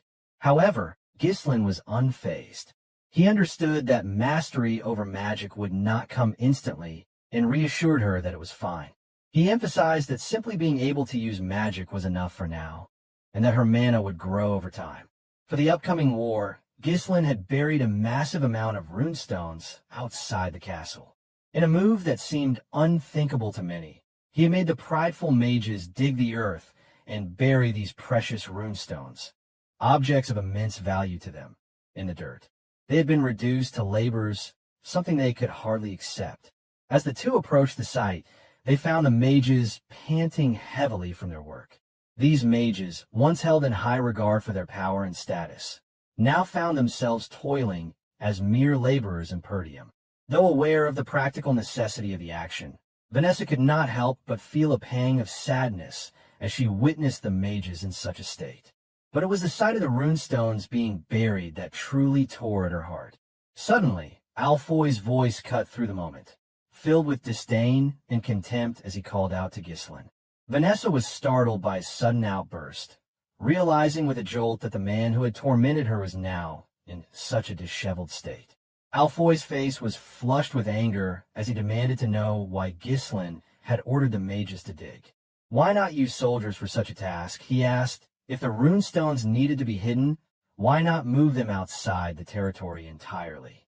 Before Ghislain could respond, the man, the myth, the legend, Gordon approached and reprimanded Alfoy for speaking out of turn, prompting him to spit curses in frustration. Vanessa found the situation both absurd and unsettling. Turning to Ghislain, Vanessa nervously asked about the purpose of it all. Unfazed by the question, Ghislain explained that it was all preparation for war.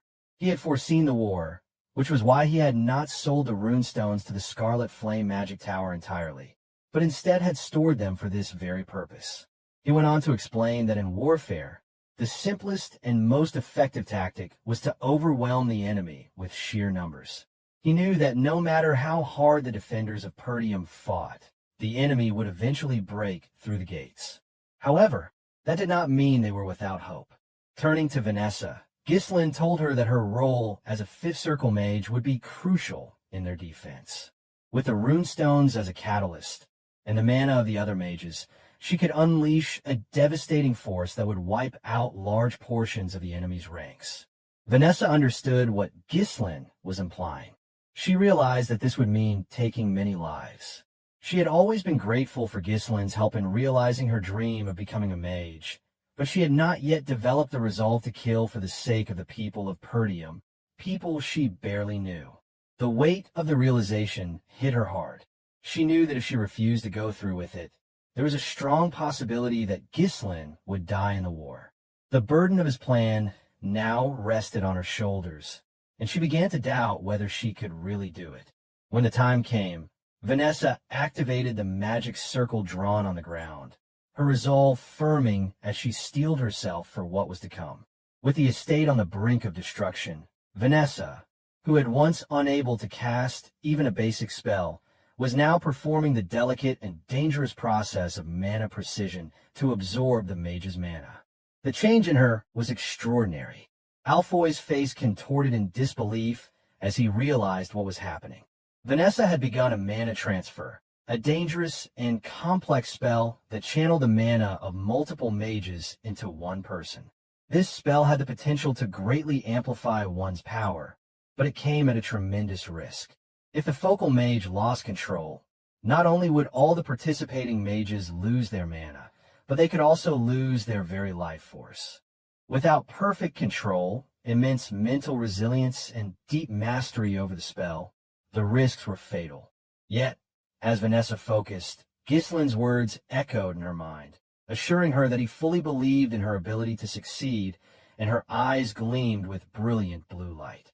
As the mages were ensnared in the storm of mana, their energy being drained by the magic circle, Ghislain charged from the rear with his army of mercenaries. He placed his complete trust in Vanessa, confident that she could carry out her task to protect the estate.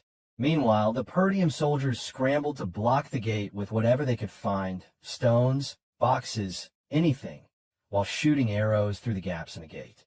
The situation seemed dire, but just then, Randolph called out to his brother, drawing his attention to the rear of the enemy lines. Zwalter immediately turned his head, momentarily abandoning the fight with the enemy infantry. A thick cloud of dust rose from behind the lines as a black cavalry unit charged straight toward the enemy ranks. Though the unit's numbers were only in the 300s, their momentum was unstoppable. Zwalter's eyes quickly identified the leader of the incoming unit. He had secretly hoped that Ghislain would take Elena and flee the estate. If Perdium were to fall, at least they could find shelter among the allied forces. But Ghislain was not one to abandon his estate, not after the despair he had experienced in his previous timeline. That was enough for a lifetime, and he would not turn his back on Perdium. The Black Cavalry unit moved forward with relentless momentum, and Ghislain led the charge. Their numbers were dwarfed by the enemies, but Ghislain did not hesitate. Common sense might have dictated that such a charge would be reckless, but Ghislain was not one to abandon his people. The weight of the despair from his previous life was something he could not carry again. Just then, Victor was startled as a soldier hurried to report the situation. Unknown to them, a cavalry unit had ambushed their rear from both sides. Under Kayer's lead, one side of the ambush was taken, with Belinda providing support, allowing him to rampage through the enemy ranks. The mercenaries followed closely behind, wearing ponchos made from the Durust int bark, equally destructive in their charge. Meanwhile, Ghislain continued his lone charge toward the enemy's ranks. His eyes gleamed with a sharp, unyielding killing intent as he gathered his mana and released his mana cores. A perfect symphony of riding skill, swordsmanship, and mana control allowed Ghislain to tear through the battlefield. Each swing of his sword sent an enemy crashing to the ground. At first glance, he appeared to be fighting recklessly, but his movements were executed with such tactical precision that none of the enemies who charged at him could even graze his horse. Though Ghislain's current strength was far less than in his past life, the destruction he wreaked was still immense. Realizing that their rear was under attack, the bowmen panicked. Some even expressed disbelief that Perdium could possibly be receiving reinforcements. But then, Ghislain appeared, cutting through their ranks and heading straight for the bowmen. The bowmen attempted to halt Ghislain's charge, firing arrows at his horse in an attempt to stop him. But, in an unbelievable display of agility, Ghislain's horse leaped out of the arrow's path, avoiding them as if defying all expectations of what a lone cavalry unit could do. It was an absurd sight. Ghislain seemed to be flying with his horse. The bowmen could do nothing as their arrows missed, and Ghislain descended with devastating force. Every swing of his sword connected, tearing through flesh with ease. In moments, Ghislain had decimated an entire squad, leaving a trail of blood behind him. Even in his past life, this was how he fought, rampaging through the most dangerous places within the enemy's ranks. The infantry around him stopped in their tracks, stunned by the sight of a single cavalryman destroying so many soldiers so quickly. The fear in their eyes grew, and they began to believe that Ghislain was a monster. Taking a moment to catch his breath, Ghislain raised his sword high for his mercenaries to see. With their experience from the expedition in the Forest of Beasts, the mercenaries charged without hesitation, rallying behind their leader against the overwhelming enemy forces. Ghislain's voice rang out across the battlefield, carrying a message of defiance to both his mercenaries and Perdium soldiers. Despite their inferior numbers, he declared that from this moment on, they would begin their counterattack. Even though their numbers were greatly inferior, the Black Cavalry under Ghislain's leadership showed neither fear nor hesitation as they thundered toward one flank of the enemy's formation. Dygald Siege Tower had already been festered on the Perdium's walls, leaving no space for the defenders to breathe or regroup. Yet, despite the unrelenting advance of the invading infantry, not a single soul on the walls wavered. While Victor focused his efforts on seizing control of the main gate, Ghislain led a third of the mercenary forces in a flanking maneuver against the right side of the enemy formation. Simultaneously, Kayer directed another detachment from a different direction, with Belinda providing key support. Meanwhile, Ghislain led the final group of mercenaries on a daring ambush mission, targeting the heart of Dygald's rear encampment. Ghislain's massive axe tore through enemy ranks with savage force. Each swing cleaved through multiple soldiers, leaving a trail of devastation. A handful of elite mercenaries followed close behind him, their movements sharp and disciplined, reinforcing his every step with lethal precision. As he pushed deeper into enemy lines, Ghislain barked orders to Gordon and Torrent. He intended to be the decoy, pulling the enemy's gaze and fury upon himself. He told the others to disperse widely and disable vital facilities to sow chaos. Without hesitation, the two acknowledged the command and moved to execute it. Even in the thick of combat, the mercenaries exchanged breathless words. Torrent noted how unnerved the enemy appeared, shocked by how few stood against them. Gordon echoed the sentiment, jesting that by the time they returned to the castle, all that would remain of the enemy camp would be scorched rubble. The situation rapidly unraveled for Tamos, the incompetent commander of Dygald's forces. stunned by the surprise assault. He struggled to comprehend how such a counteroffensive had emerged from a cornered opponent. His mind blank, he failed to rally his soldiers, even as his aides urged him to abandon the camp and escape. That window of opportunity never arrived. Ghislain surged forward, cutting down soldiers in his path without mercy, his axe stained with the blood of those foolish enough to resist. He charged directly at the command center, declaring loudly his intent to capture Count Dygald alive as a prisoner of war. His axe pulsed with mana, glinting menacingly beneath the sunlight. Tamos knew in his gut that Ghislain could not be stopped. The man charging toward him was an unstoppable force, driven by pure will and fury. Yet at the last possible moment, a glimmer of salvation flashed before him. A sword strike, fast and precise, arced toward Ghislain. Instinctively, Ghislain turned, catching the blow with a powerful swing of his own. The clash of weapons echoed through the battlefield as Ghislain's mana-charged axe met the massive sword head-on. Sparks scattered with the force of the impact, the sound rising above the din of war. The two warriors pulled back slightly, locking eyes as they assessed one another. A knight of such caliber had not been seen in Dygald's camp until now.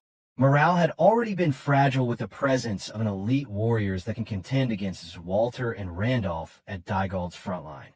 The sudden appearance of another high-level knight at their rear only deepened the despair.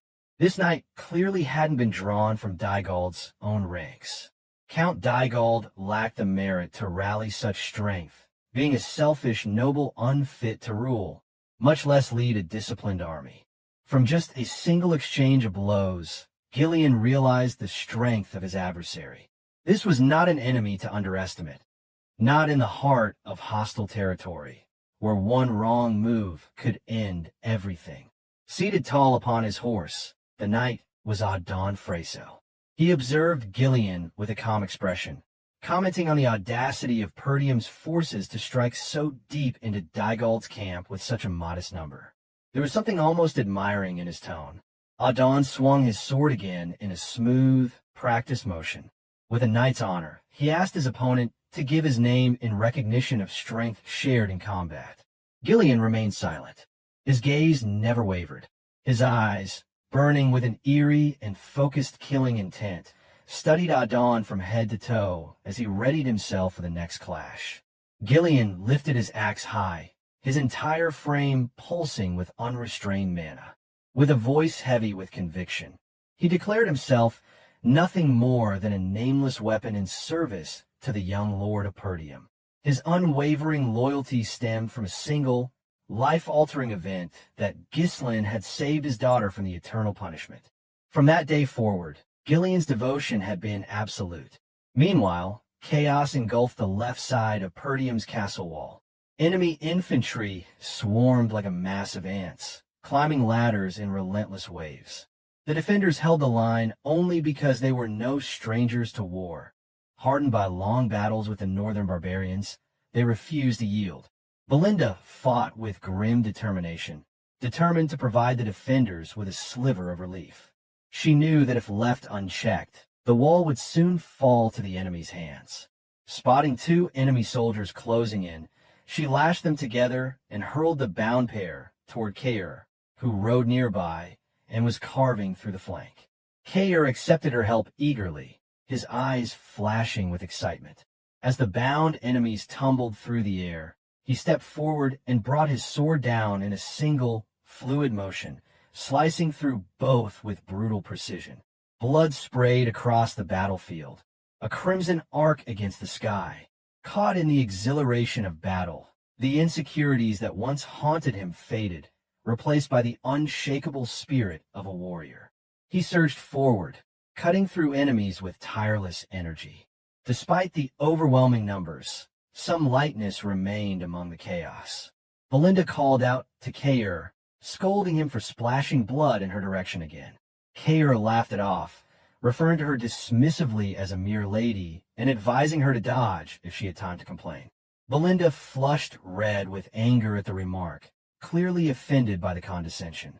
On the right wall, Ghislain led a third of the black cavalry unit from the front, rending through Dygald's flank with merciless efficiency. Each swing of his sword shattered the enemy's formation. Not even the heavy infantry could withstand a single blow. In the heart of battle, he revealed the essence of a warlord. The Mercenary King fought in the most perilous position, mastering the release of his second mana core with each breath to conserve stamina. The sight of Ghislain charging alone with monstrous force shattered the enemy's morale. Even with superior numbers, no one dared to meet him head-on.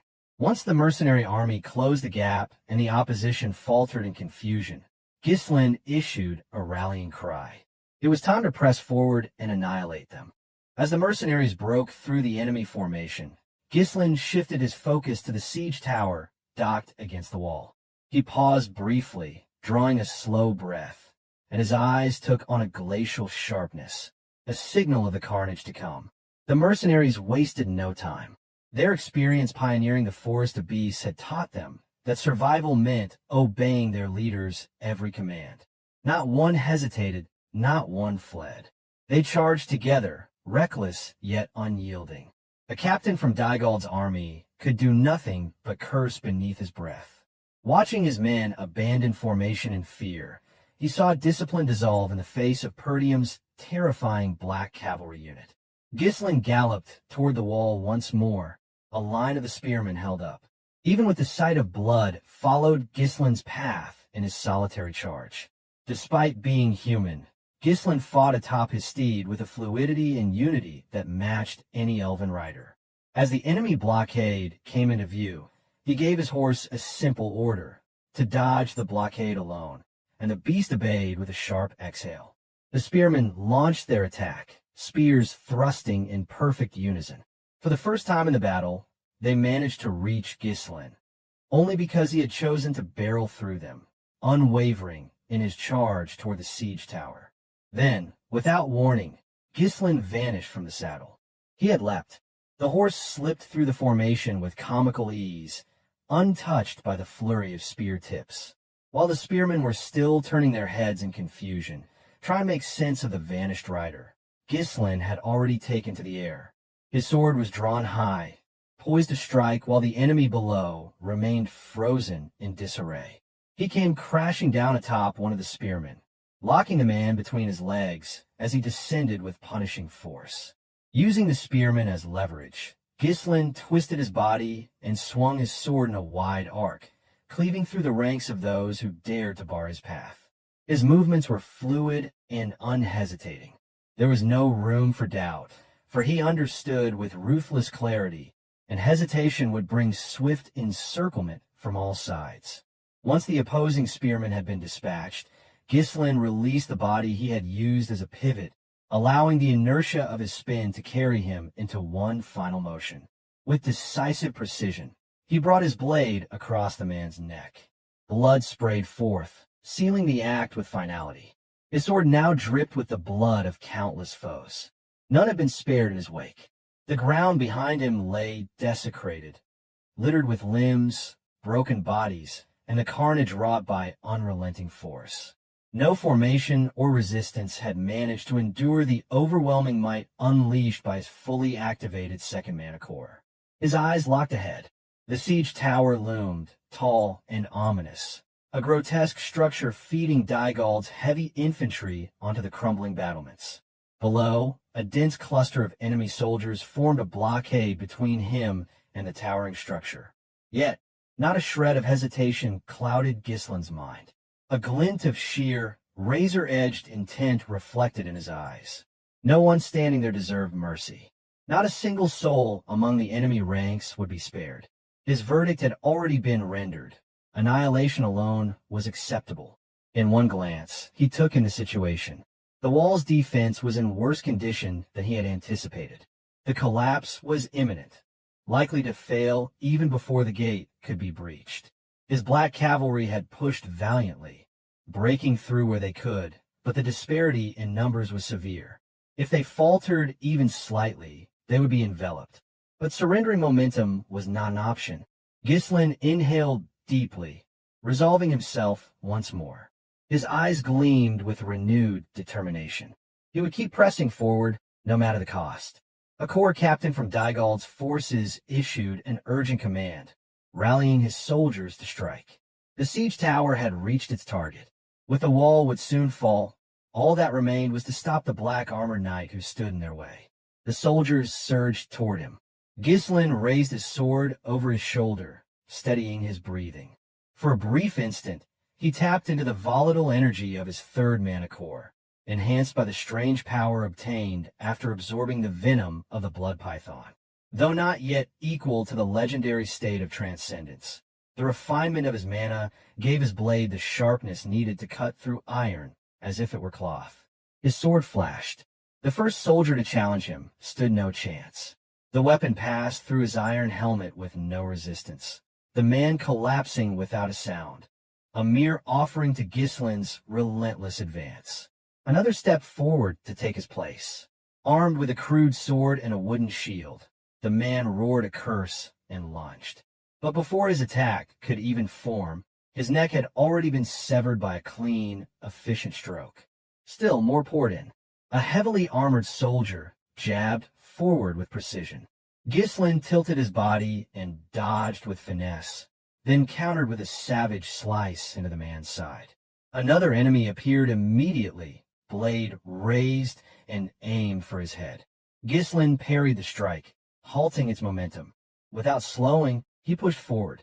The explosive nature of his mana surged through his limbs, powering the motion as he spun and drove his blade across the attacker's back. Drawing closer to the siege tower, he came under a new threat. Arrows began raining down. The archers had taken position. Recognizing Ghislain's true target, the captain shouted furiously for every archer to focus their fire. The archer's captain ordered that the man was not to be allowed near the tower. But Ghislain was already past their sights. His body blurred into motion, streaking through the hail of arrows. None found their mark. Only the faint, gleaming trace of his killing intent remained in the space he left behind. Ghislain's next target stood above the fray. A corps captain mounted atop a trembling horse. The captain met Ghislain's gaze, his eyes wide with dread and throat tightening with fear. Whatever resolve had brought him to war now withered before the monstrous presence of the black-armored warrior. Without pause, Ghislain launched forward. His sword pierced cleanly into the captain's body before the man could lift his weapon. The captain offered no resistance. His fear had paralyzed him, and the terrifying aura of his attacker proved too overwhelming to confront. As though hoisting a carcass on a spit, Ghislain lifted the man's body into the air, twirled it with brutal elegance, and hurled both sword and corpse together toward the siege tower's thick central beam. The line of resistance that had dared block Ghislain's advance was now obliterated. The tower's archers, still fumbling to reload, bore witness to a horrific spectacle. One of their commanding officers slain and strung through the air like a display of vengeance.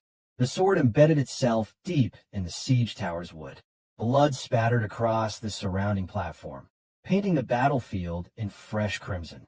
A stunned silence followed. Without delay, Ghislain tugged on a thread of mana, an ethereal link he had tied to the hilt of his sword. In one seamless motion, he leapt, drawn upward through the air by the arcane tether. The motion defied logic. None among the enemy could comprehend what was unfolding. All they saw was that the black-armored warrior had taken flight, soaring unrestrained toward the siege tower's highest platform. As Ghislain reached the top, his hand caught the hilt of the embedded sword. The blade, still soaked with blood, landed firmly in his grip. In that same instant, he swung. Terror surged through the defenders above, their minds filled with unspeakable dread, paralyzed as they recalled the massacres he had already wrought. Every line of defense that had previously tried to stop him now lay in ruin, replaced only by blood and severed limbs. Activating his third mana core once more, Ghislain allowed raw fury to flood his senses. His eyes flashed with cold judgment as he brought the sword down in an explosive arc. The entire top section of the tower split under the weight of the blow. No one could challenge him. Not here, not now. This siege tower, a key element of Victor's siege strategy and aligned perfectly with textbook military doctrine, was left almost undefended. The defenders had been stretched too thin along the walls, unable to secure every breach. Ghislain's timely assault now offered a vital reprieve to those still fighting on the ramparts. The shock spread rapidly through Dygald's ranks. The destruction of a siege tower by a lone knight in black armor had shaken even the most hardened soldiers. Yet some believed this act of defiance to be a foolish gamble. They reasoned that once the tower collapsed, its would-be invaders would swarm the lone attacker. Observing the collapse from afar, Victor remained outwardly calm. He pondered whether the warrior who destroyed the tower was the same black cavalry commander responsible for the devastating flank assault. As a plume of dust rose from the crumbling tower, Ghislain stepped away from the wreckage with steady resolve. The move he had made was bold, driven less by calculation and more by instinct. He had exploited the narrowest of weaknesses in Victor's formation. In the chaos of war, he had discerned the enemy's intent, gauged the battlefield's rhythm, and seized the fleeting moment. Victor turned to one of his soldiers and asked if the gate had finally been breached. The soldier faltered, stammering an explanation. The gate proved more fortified than they had initially assumed. Internal interference had delayed their progress, but he estimated success within 10 minutes. Victor remained silent for a breath. That delay could allow the black-armored warrior to rampage freely within their ranks. Deciding to act, Victor prepared to enter the battlefield himself. He walked forward, instructing his troops to break through the gate within 5 minutes. In the meantime, he would deal with the enemy commander personally. Before turning away, Victor shot a glare back at the soldier, his cold gaze heavy with killing intent. The message was unmistakable. Failure would be met with death at his own hand. Terror surged into the soldier's expression as he quickly confirmed the order with his trembling voice. At that very moment, a mounted mercenary emerged from the cloud of dust, hurling taunts at Victor and referring to him mockingly as a winged tin can. Cloaked in grit and ash, the rider announced that he would be going nowhere. Victor's gaze shifted slightly as he asked the newcomer's identity. The rider revealed himself as Kair, the commander of the Cerberus mercenary, his sword pointed directly at Victor in a bold challenge. A wide grin spread across his face, fueled by the thrill of confrontation. Having broken through the enemy's flank, Kair had reached the heart of Dygald's assault. Upon spotting the strongest opponent in their ranks, he could not resist the urge to call him mercenary. His sword pointed directly at Victor in a bold challenge. A wide grin spread across his face, fueled by the thrill of confrontation. Having broken through the enemy's flank, Kair had reached the heart of Dygald's assault. Upon spotting the strongest opponent in their ranks, he could not resist the urge to call him. With ferocious vigor, Kair charged forward on his horse. Despite knowing that Victor was stronger than him, there was no fear on Kair's face, only reckless excitement. His opponent remained calm and collected, observing the redhead charging at him with his sword poised for attack, seemingly unfazed by the mercenary's intense approach. Victor shifted his horse slightly, scoffing at Kair, who charged at him at full speed. As a high-level knight, Victor had mastered the art of fighting atop a horse. His movements were fluid, calculated, and precise. His horse responded to each of his commands with a seamless rhythm, making him appear untouchable. As Kair drew near, Victor's horse kicked Kair's. A mercenary driven by sheer instinct, Kair had missed his first attempt to land a blow as Victor rotated his horse after delivering the swift kick. Despite Kair's years of combat experience, the simple maneuver had thrown him off balance, but his instincts were sharp, and he quickly regained his footing. Victor immediately followed up with a sword strike aimed at Kair's neck. Kair noticed the sword coming. The speed of Victor's attack left no room for Kair to defend, and the mercenary realized just how outmatched he was in this duel. With no way to defend, Kair leapt from his horse, letting the sword strike sever the horse's neck. The steed collapsed, but Kair's focus remained entirely on his opponent. Though he had been outplayed fighting atop a horse, his resolve remained strong, and he refused to retreat. As he descended, Kair pulled his sword back and prepared to strike down with all his might. Meanwhile, Victor stood his ground, still atop his steed, ready to face whatever attack the redhead might throw his way with his unnerving focus.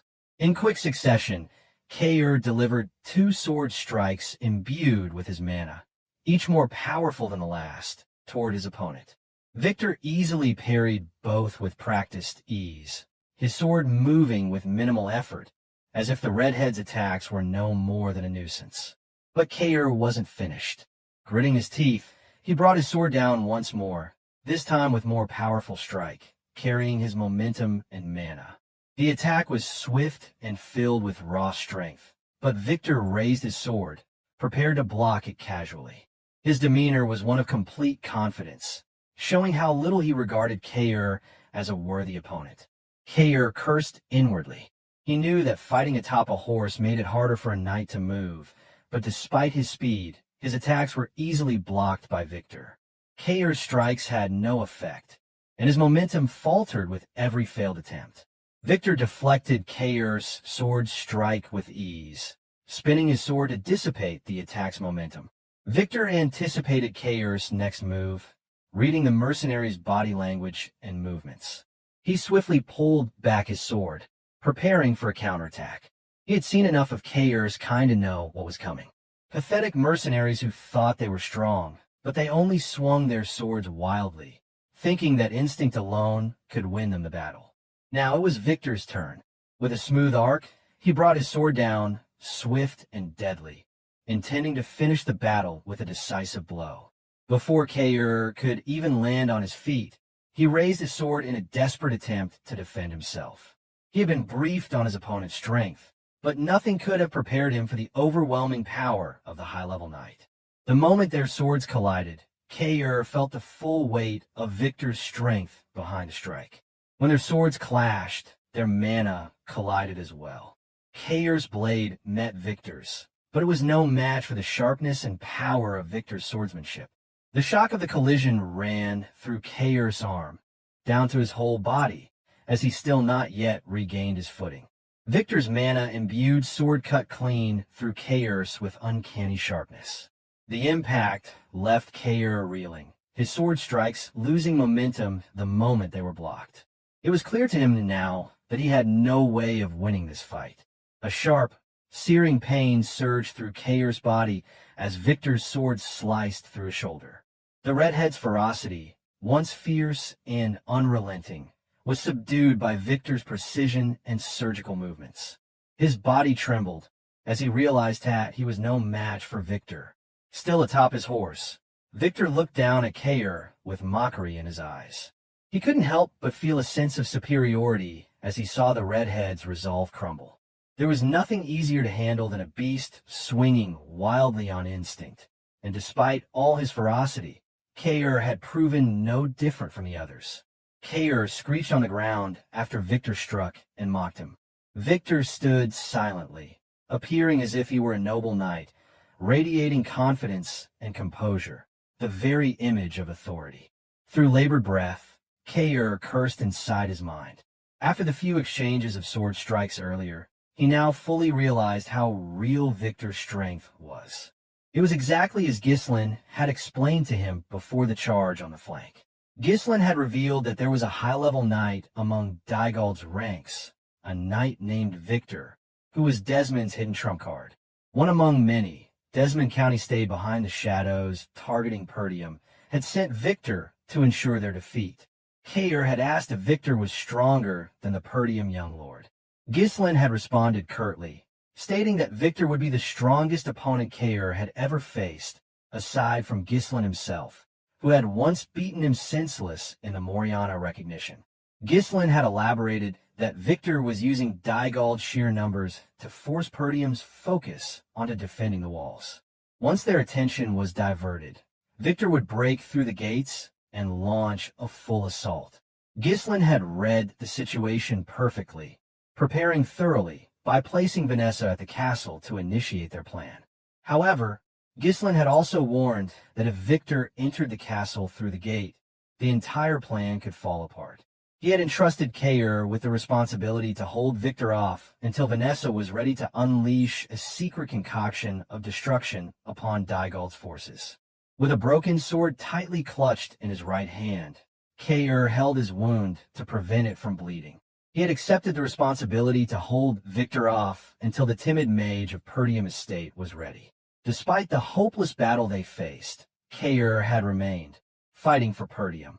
Even though Kaer was a mercenary fighting in a losing battle, his eyes glinted with lethal intent as he steeled himself, recalling Ghislain's words, urging him to hold the strongest knight in Dygald's ranks. Victor loomed above him, taller and more menacing now that Kaer had knelt, clutching his wound like a wounded beast being hunted. For a moment, Kaer felt as if nothing in the world seemed more dangerous than the man before him. Yet Kaer shifted his grip on his broken sword. Just as the blade gleamed with mana, a laugh escaped Kaer's lips. His expression lit up with excitement, defiance burning in his eyes.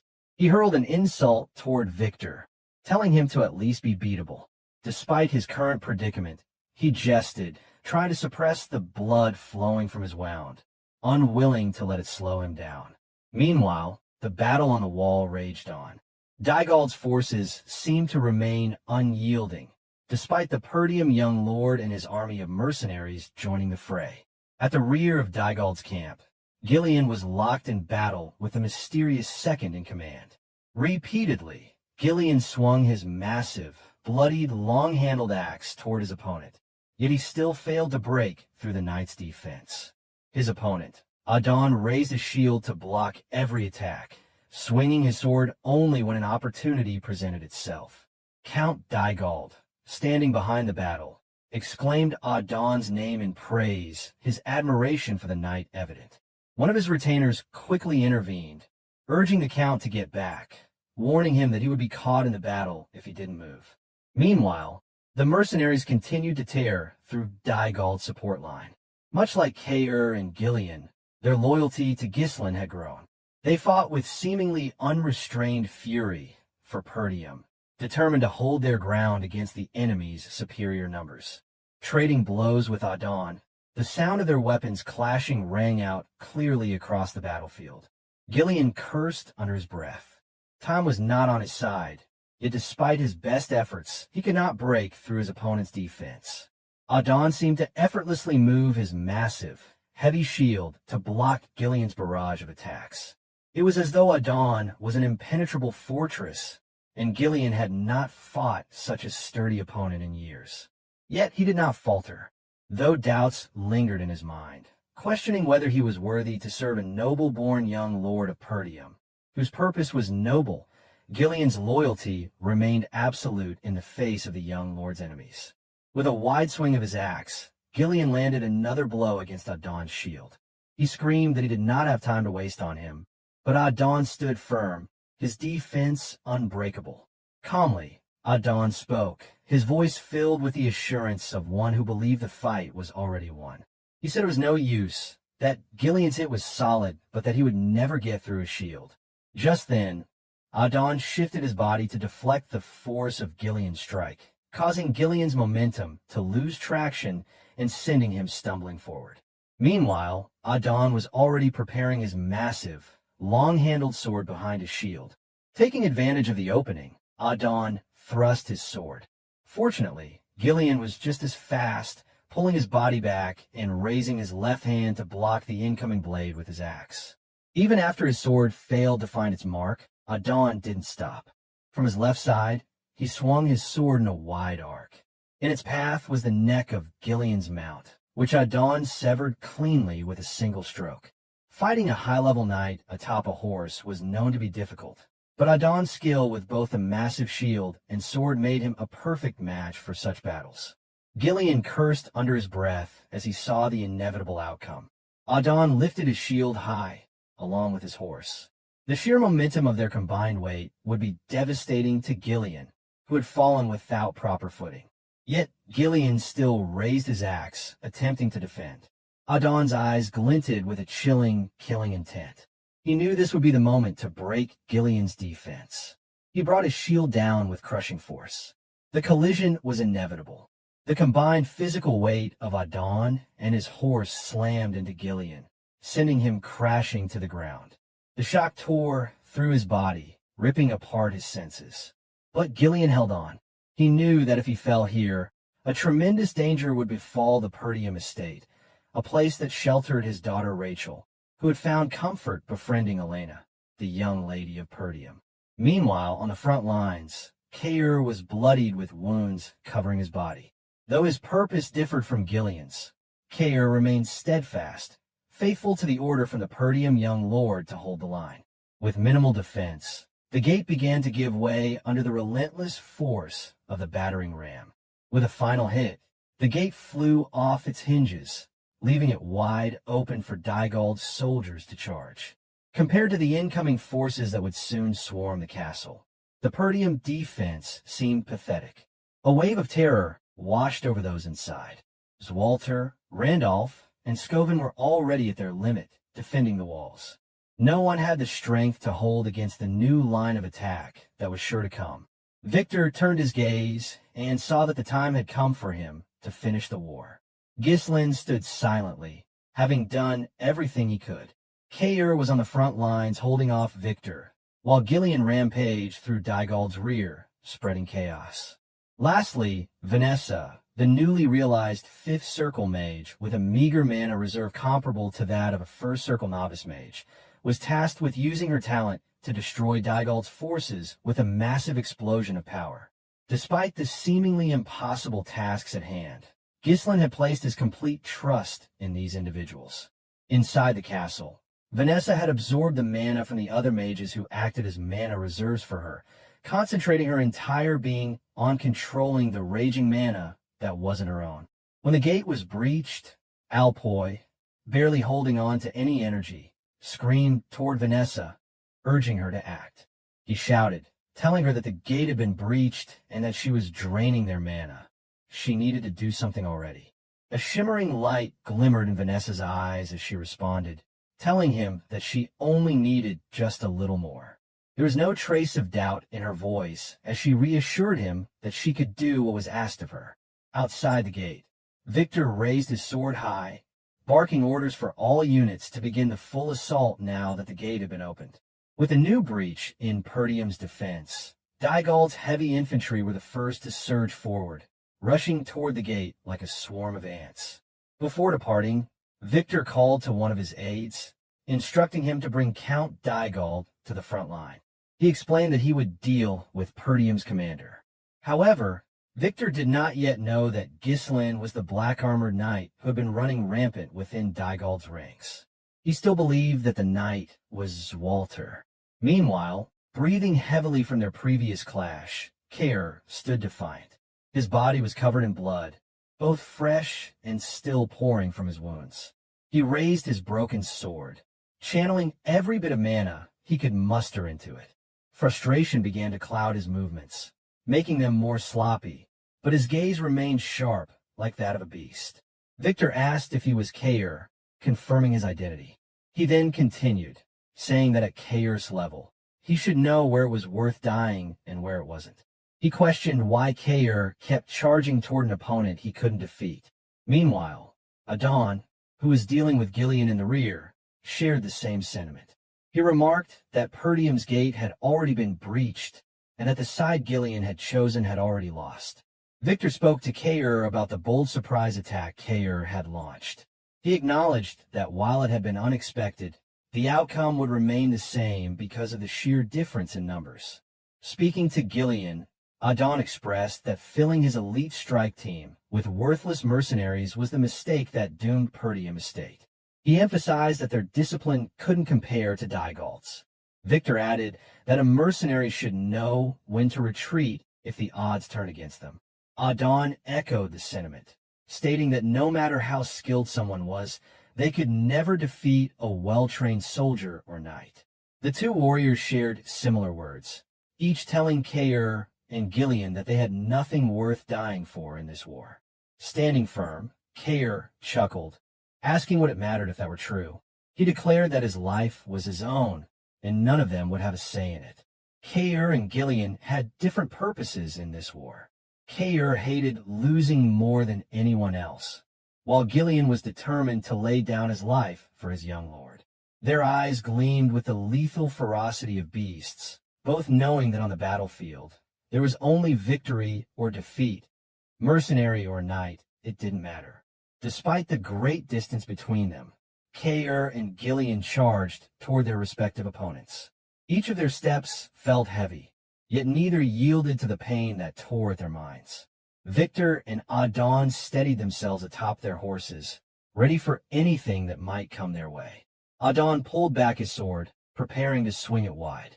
He spoke, his voice cold and unwavering, stating that a loser's excuses were not worth hearing. Adon's sword and Ghislain's massive long-handled axe collided once more. This time, however, Ghislain adjusted his angle ever so slightly, so that only their handles would meet, ducking low to avoid the sword's blade.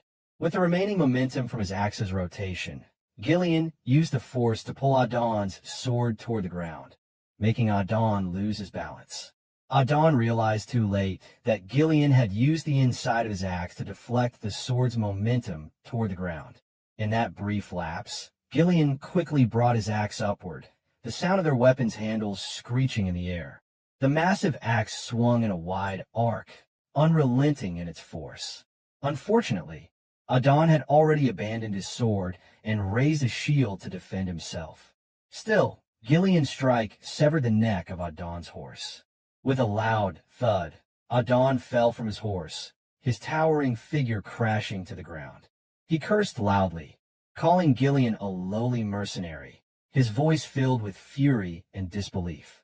Adon had always been the one delivering violence, but never had he found himself on the receiving end. Now, Ghislain's figure loomed before him, the axe poised for a vertical swing. Ghislain's eyes gleamed with unrelenting fury. He was ready to break anything that dared to harm his young lord. Ghislain's axe collided with Adon's shield. Despite Adon's embarrassing state, his defense remained as solid as ever, testament to his status as a high-level knight. But Ghislain knew better. He spoke calmly, asserting that no matter how solid the defense was, there was always a gap. He pulled a sword from the sheath at his back and proclaimed that he had given his life as a weapon for Perdium's young lord.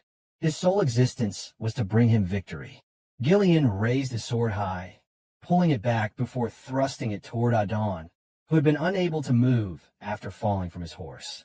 Through the slit in Adon's helmet, Adon could see the unrelenting force that had driven Ghislain to attempt such a daring ambush in the midst of Dygald's camp, refusing to back down even in the face of a high-level knight. And through the same slit in Adon's helmet, Ghislain's sword found its mark. Blood sprayed as if Adon's head were a ripe tomato being burst with a sharp bite. Meanwhile, in front of the gate, Kaer charged toward Victor. Despite his battered state, he showed no hesitation in his movements. Inwardly, Kaer knew that Victor was far stronger than him, and he knew well that even attempting to stand against such an opponent might cost him his life. But Ghislain's order echoed clearly in his mind, for him to tie down Victor until Vanessa was ready. Even in the face of such a formidable opponent, the gleam in Kaer's eyes never faded. The reckless abandon in his bearing seemed never to cease. His mind focused on only one thing, to land a single strike on Victor. Meanwhile, in front of the gate, Kaer charged toward Victor. Despite his battered state, he showed no hesitation in his movements. Inwardly, Kaer knew that Victor was far stronger than him, and he knew well that even attempting to stand against such an opponent might cost him his life. But Ghislain's order echoed clearly in his mind, for him to tie down Victor until Vanessa was ready. Even in the face of such a formidable opponent, the gleam in Kaer's eyes never faded. The reckless abandon in his bearing seemed never to cease. His mind focused on only one thing, to land a single strike on Victor. A sudden flash of memory resurfaced in Kaer's mind, recalling the time he had asked Ghislain to demonstrate particular moves. Despite Kaer's usual antics, Ghislain had listened intently to the question. Although awkward and embarrassed about asking for instructions, Kair had inquired about how Ghislain managed to dodge a strike during their fight at Moriana's recognition. He was especially curious about one slick move where Ghislain had dodged and then quickly cut through the distance between them. Embarrassment showed clearly on Kair's face, but he still managed to express his points and ask Ghislain to teach him. Glancing back slightly, Ghislain smiled at Kair's growth in character. Before, Kair would have defiantly spoken toward Ghislain rather than humbly asking. Turning back away, Ghislain explained that the specific movements themselves were not what mattered. He said that the first time someone fights him, they'll probably think he is just a beast who charges straight in. Because of this, they tend to underestimate him. Now on the battlefield, Kair charged at Victor with Ghislain's word in mind. His body was bloodied, and his sword was broken, yet his spirit to land a hit never wavered. That determination drove him, an ambition to land a single strike against an opponent he could not defeat. Of course, Victor behaved exactly as Ghislain had explained. He swung his sword toward the incoming enemy, while muttering about how simple the redhead was, a beast who only knew how to charge straight in. Within moments, Kair reached Victor and launched a flurry of consecutive sword strikes. Unfortunately, Victor had seen every single one of Kair's sword swings, deflecting, blocking, and launching his own counterattack. Right after, as if pulling every bit of strength he could muster, Kair stepped back and spun. Using his hand like a bowstring, Kair hurled his sword.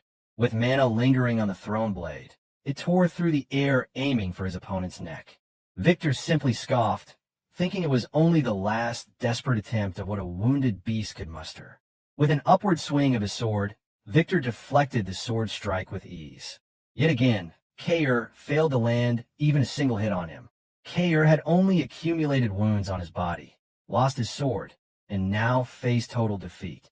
Victor spoke condescendingly, saying fools always make rash decisions when they think they have nothing to lose, without realizing it will be their last choice in life.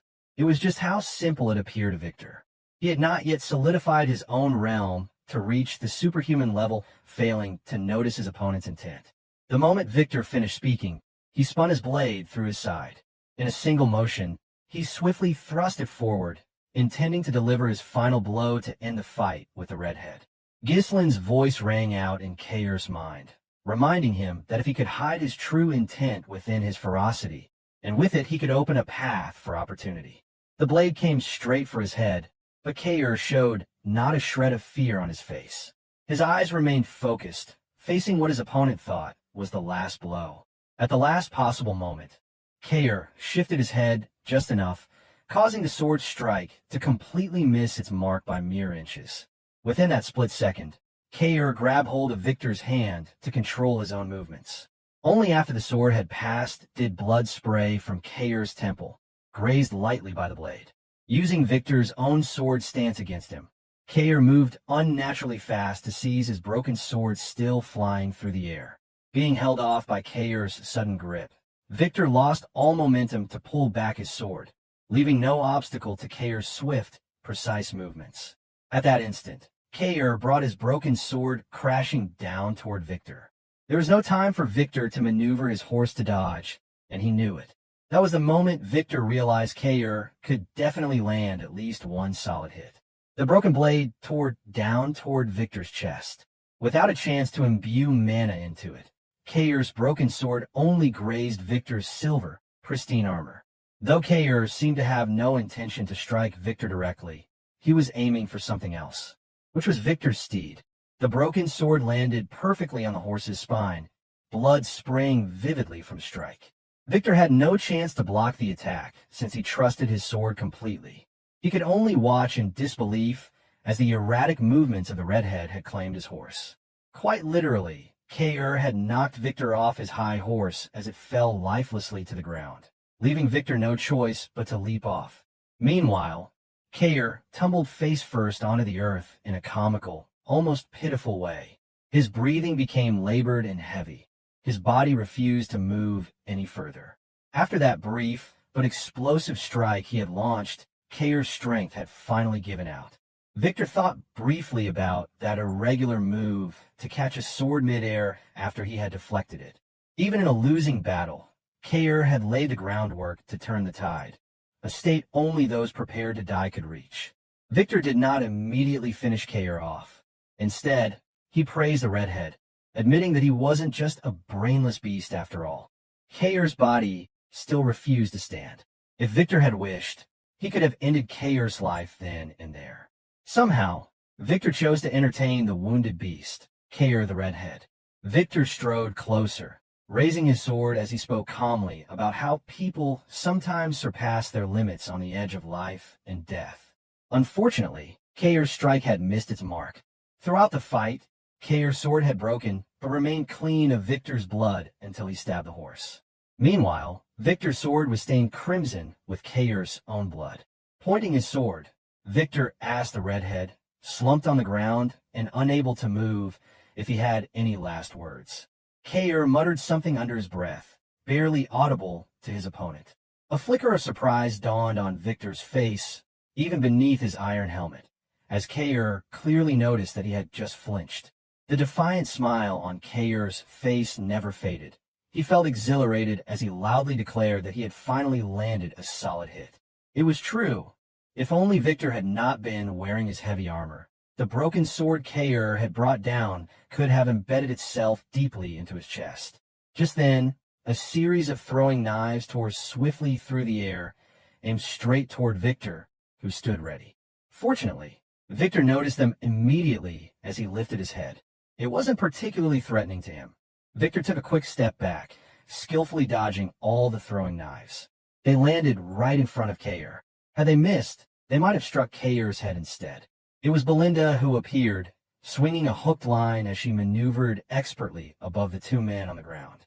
It was a rare sight, a woman clad in a maid uniform in the middle of a brutal war between two estates. Despite her fluttering clothes, her movements displayed the precision and discipline of a trained assassin.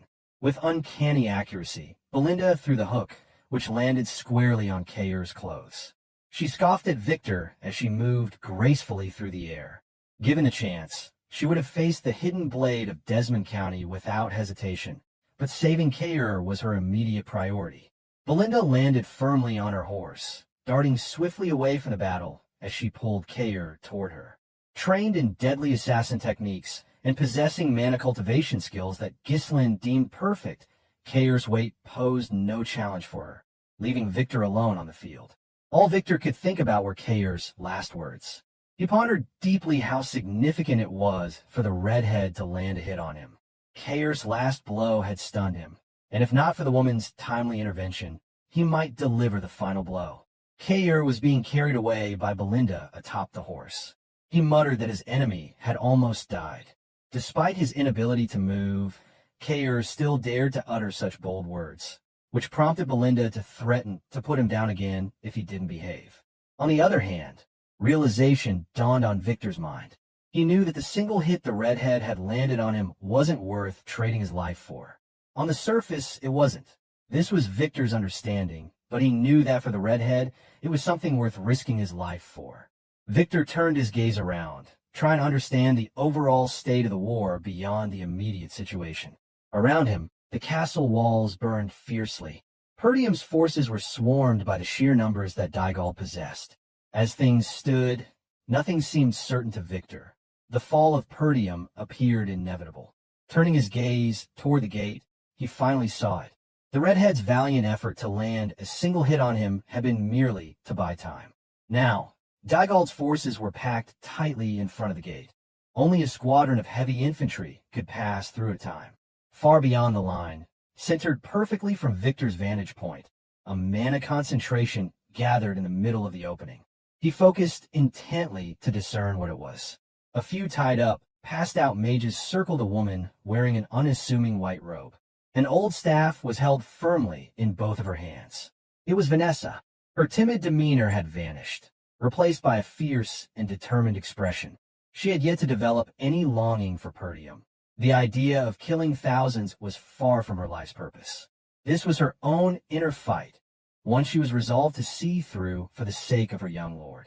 Victor's spine shuddered as the realization struck him like a crashing wave. A wild redhead had appeared solely to hold him off, buying precious time for whoever was inside the broken gate to prepare a devastating spell. Everything leading up to this moment had been a carefully laid trap for Dygald's forces.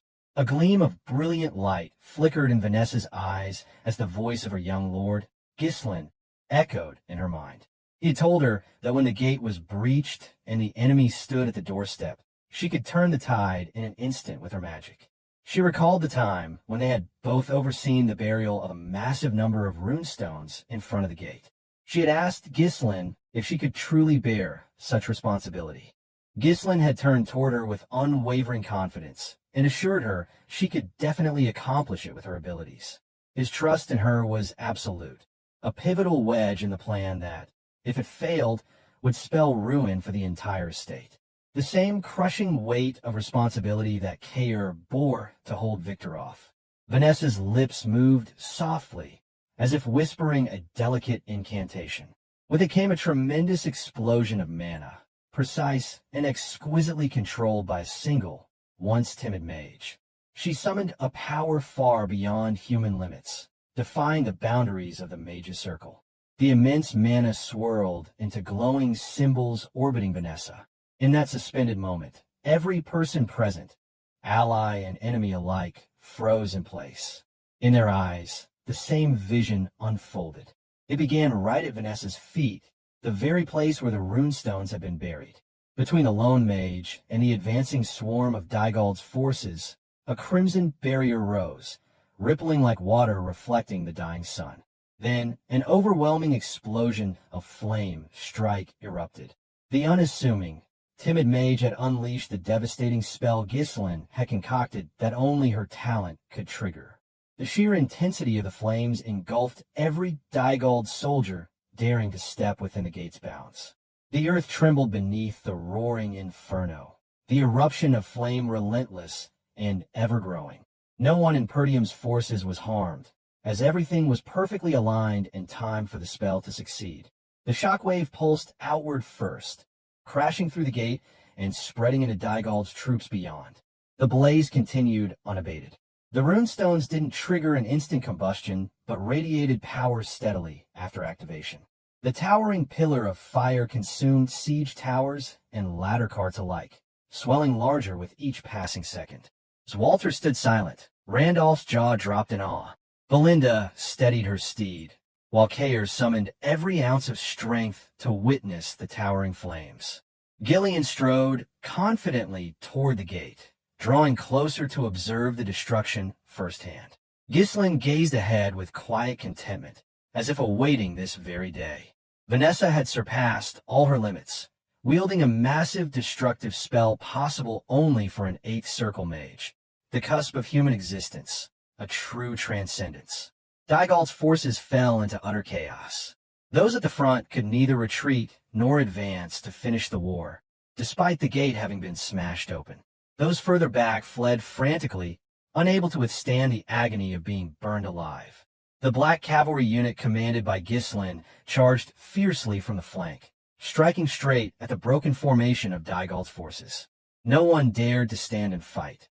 The soldiers scattered, running frantically to retreat. Ghislain swung his sword relentlessly through the chaos, and the remaining Dygald forces offered no resistance.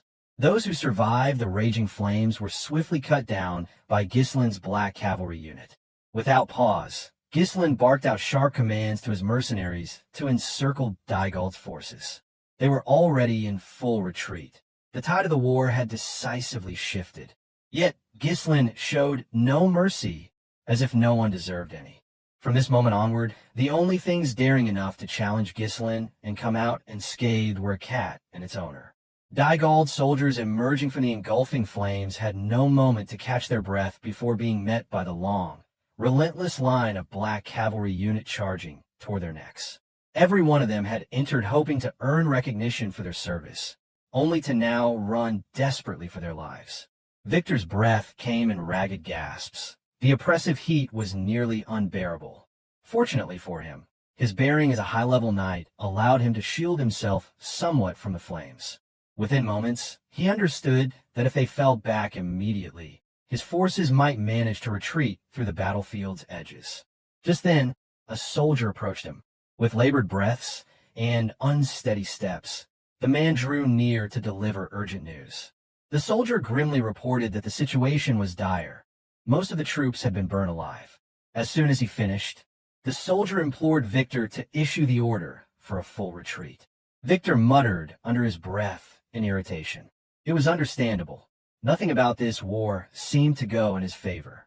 His 6,000-strong army was being consumed by fire, leaving barely 1,000 able to retreat. On the other hand, though Perdium's forces were exhausted, they remained intact. From Desmond's perspective, this war had been meticulously planned over years of silent preparation. Victor had blocked every path to ensure Perdium's downfall. Yet one after another, unseen variables emerged to thwart his plans. There was Perdium's Black Cavalry unit, the formidable leader of the Cerberus mercenary Mad Dog. There was even a high-tier mage who had burned thousands with a single devastating spell. Victor let out a defeated sigh, realizing that these factors were perfectly aligned, not mere coincidence, to block his victory. It was as if he had walked blindly into a carefully laid trap. Supporting himself on his sword, Victor resolved on his next course of action. He strode off purposefully, ordering all soldiers to fall back and retreat for the time being. He explained that this area was not near the forest. Once they escaped the flames, they could regroup safely at the base. Victor expressed his deep frustration with the situation. He knew the conquest of Perdium would take far longer than he had planned, but given the current circumstances, it was unavoidable. With that, he ordered his soldiers to contact Adon immediately. Then he finally noticed someone approaching. Turning to see who it was, his eyes widened in disbelief, visible through the narrow slit of his helmet. Someone had come from Dygald's camp at the very rear of the formation, carrying Adon's severed head in hand. The gruesome sight of Adon's helmet, drenched in blood, added a further layer of devastation to Dygald's forces. It was Ghislain. He strode steadily toward Victor, his long-handled massive axe slumped over his shoulder, just as bloodied as the helmet that bore the fallen valiant knight's severed head. With steady resolve, Ghislain stood firmly before the high-level knight and calmly asked whether he was the commander of Dygald's army. Victor's breath caught in his throat, his gaze fixed unblinkingly on Adon's severed head. The fact that someone capable of slaying a knight as strong and loyal as Adon had appeared weighed heavily on him. Perdium's hidden forces, previously unreported and unknown, were deeply bewildering. Without hesitation, Ghislain released Adon's head, letting it drop to the ground with a final thud. Then he raised his massive axe and pointed it directly at Victor, issuing a cold challenge. His army and main camp were utterly destroyed, and he should surrender immediately. Whether this was another trap was unclear to Victor. The undeniable truth was that his forces continued to dwindle by the second. It was equally baffling how a mage could sustain such a massive, raging fire for so long, yet the barrier of flame still burned fiercely without faltering. For Victor, the war was over, at least in his role as commander. He let out a bitter, maniacal laugh, the sound echoing across the battlefield. In the next moment, he unleashed his mana outward, fully shielding himself from the scorching heat of the flames as he prepared to stand his ground on the battlefield as a true warrior. Ghislain remained unfazed, standing fearless and unyielding. The presence of a high-level knight before him held no tangible meaning for the old man who was prepared to die. Victor steadied his breathing and took his stance, proclaiming loudly that Ghislain should not make him laugh. Through his defiant words, Victor conveyed that the war might not end as expected. He declared with fierce conviction that he would slit the throats of all in Perdium himself and be done with it. With his breathing now steady and controlled, Victor proclaimed that his war was only just beginning. As a commander, it was his sacred duty to lead and command his forces. This was what was demanded of him to gain the experience required of a commanding officer. Now that his army was gone, only one choice remained: to stand alone as a lone knight in this brutal war.